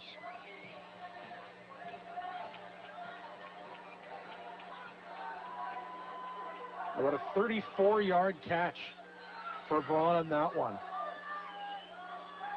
So 1st and 10 here. Working from the 24-yard line. There's a pass. It's complete to Rainey in the slot. He'll get taken down from behind out across the 20. And so that's going to be, looks like a gain of about 5 or 6 yards, depending on where the spot is. Yeah, about a gain of 6. So 2nd down and 4 coming up here for the Raiders, who are making a spirited push down the field here now inside the 20-yard line of the Sun. Clock down to a minute and a half to go. Huge play coming up for the VI Raiders. There's a handoff up there to Rhett Williams, bursts through some tackles, gets up to the 15. He's going to be a little short, but this is going to make a real tight 3rd and 1. Yeah, first down is right at the 14 there. Are they going to mark him closer to that or right up to the 15-yard mark where he got to? Looks like the spot, the huddle of the Raiders is kind of blocking it from where we can, but it looks like right at the 15-yard line. So it's going to be 3rd down and a yard to go here for the Raiders, who, like you say, have called a quick timeout here. Just 1:21 left to go here in the ball game. Of course, down by 8. The Raiders going to be in 3-down territory here. Now, a play here where you'd expect them to just pound the ball up the gut kind of with a yard to go. Do you think we'll see anything different than that? Yeah, I'm thinking either a quarterback sneak or a handoff, and I would lean towards the sneak just because the Sun haven't been consistent in their penetration, but when they get penetration, you're going down in the backfield, and that's not a risk I'd be all that excited to take at the moment.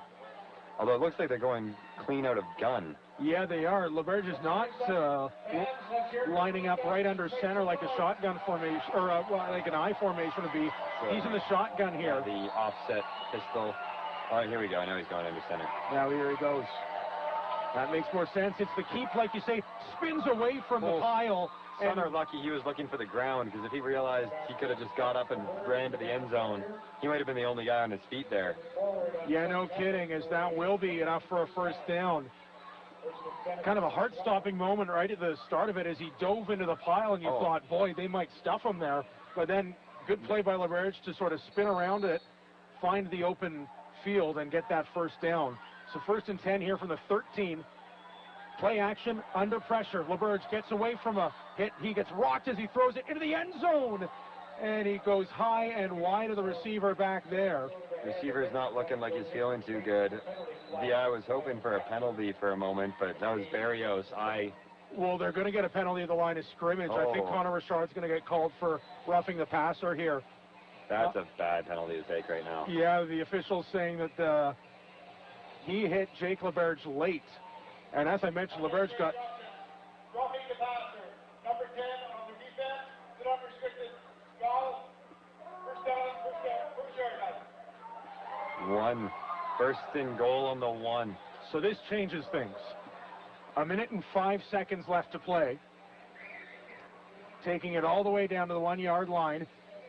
Of course, that being because it's a 15-yard major foul. They were inside the 15 on the 13-yard line where that ball was snapped. So it takes it down to the 1 here.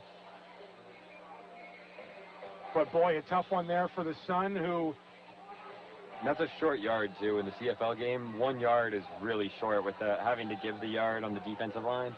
Everyone on the defensive line is going to have their hand on the goal line, and all the ball has to do is break that plane. A receiver still down in the end zone here. Yeah. After that contact near the back of the end zone. It looks like it might be Trevor Pellin. No, that's not. That's Jared Braun, 83, not 82, who's now making the slow walk off to the sideline. He going up. A lot of mid-air collisions going on today, winding up with Raiders not feeling so good on the other end. Yeah, Braun had to elevate and take a big jump to go for that pass from Jake LeBerge, and he just wasn't able to come up with it, got hit in the process.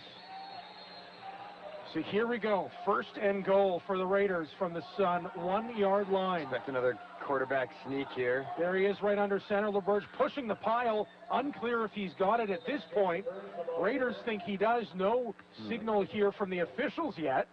The Sun, that's twice. The Sun, the way they're stopping this quarterback sneak is exactly how you have to do it, the only way you can.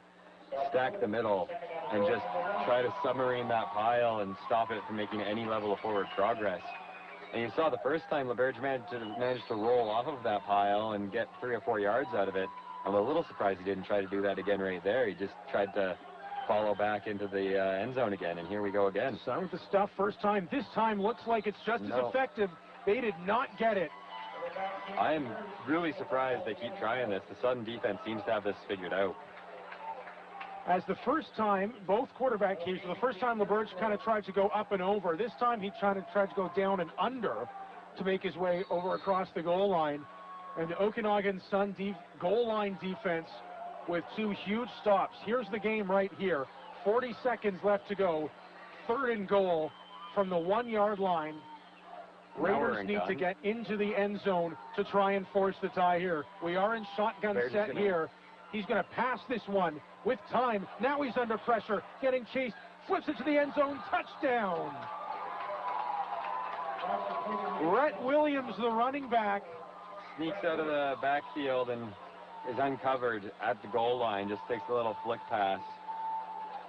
Now it's for 2 to the tie and to force some more time here. Yes, slick play underneath as the wide receivers were covered further down in the end zone. LeBurge finds his man Rhett Williams sneaking in underneath.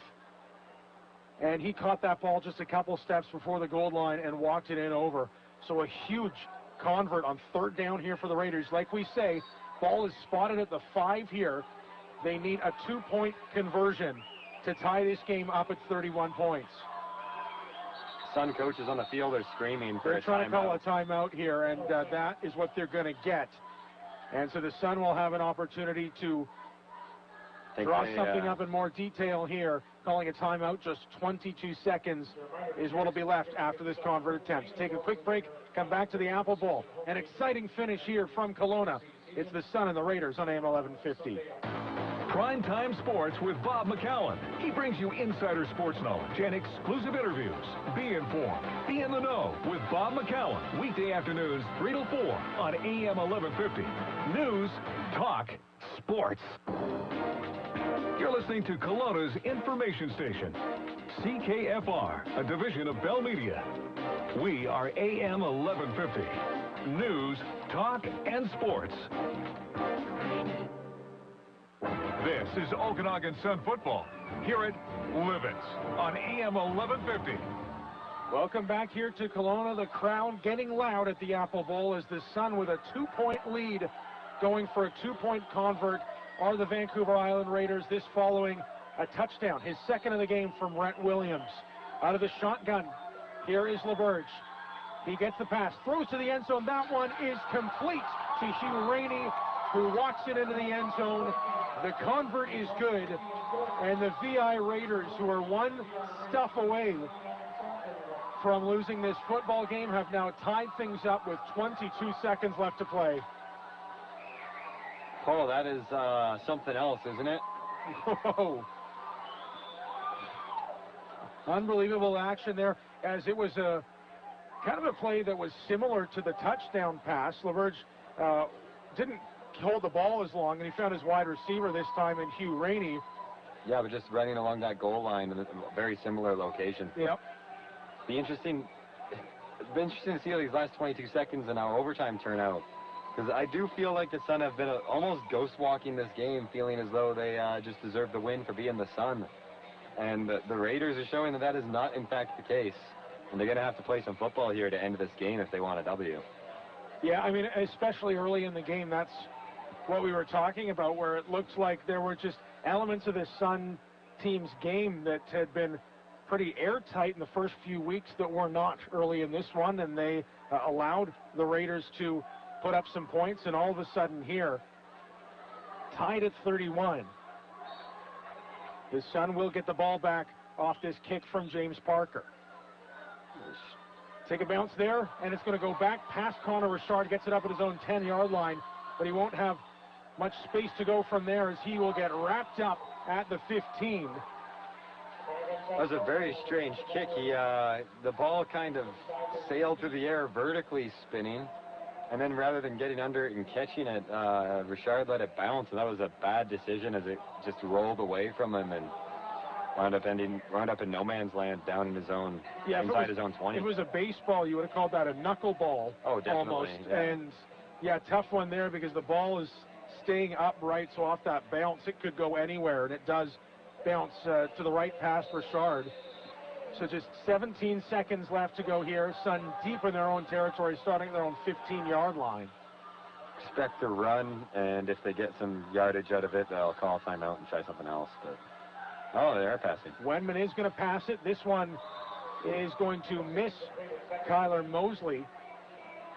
I feel like this is a dangerous time to be throwing. If you throw an interception right here, that's game over. Yep. Because we are well within, unless it's an interception on a deep pass, we're well within field goal range of the Raiders. Yeah, you'd expect the name of the game at this point just to be don't turn the ball over, especially at deep in this part of the field. And so clock now down to 14, 2nd and 10. Go the Sun from their own 16-yard line. There's the run we were expecting. It's going to be Hansen, who's wrapped up as he crosses the 15-yard line. A gain of 1, maybe 2 to bring up 3rd down here. And that'll take the clock down to 9 seconds. With the punt coming up here, Bryson Mayo heading back for the return. Are we expecting a situation here where the Sun are going to try that kind of kick out of bounds to eliminate a potentially big return here for number 4? Oh, I would, if I was the Sun coaching staff, I would be implanted in my kickers here right now that it has to go out of bounds. Like, you got to get it further than, where are we right now? You have to get it further than the 40, further than the 50, and get it out of bounds. Like, if you're going to force a field goal, make it a long field goal, but do not let Mayo return this kick on you. And this is the beauty of the Canadian game, isn't it? With the clock stopping as it is now, and the Sun unable just to run that clock out. Yeah, we are gonna run down to zeros on the clock, so they just need to.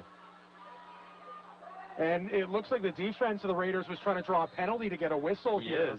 He is trying to draw a penalty to get a whistle, and he's getting none of it.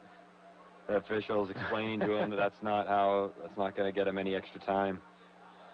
As he rushed in to try and create an offside call there while there was still time left on the clock. Now we're going to send the offense back out for a final knee, I guess.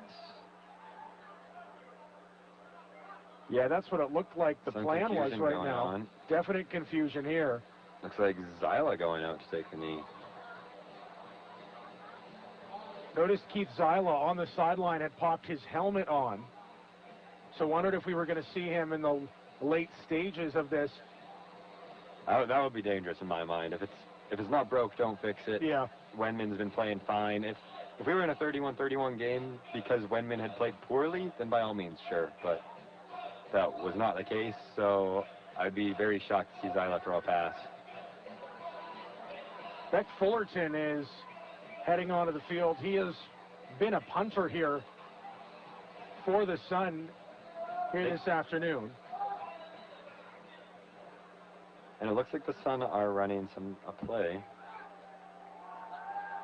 Again, more than I expected them to. Again, like you say, Zyla under center here. It's a 3rd down play, no time left on the clock. Well, Zyla's big arm, I guess, maybe. Maybe taking one big shot down the field.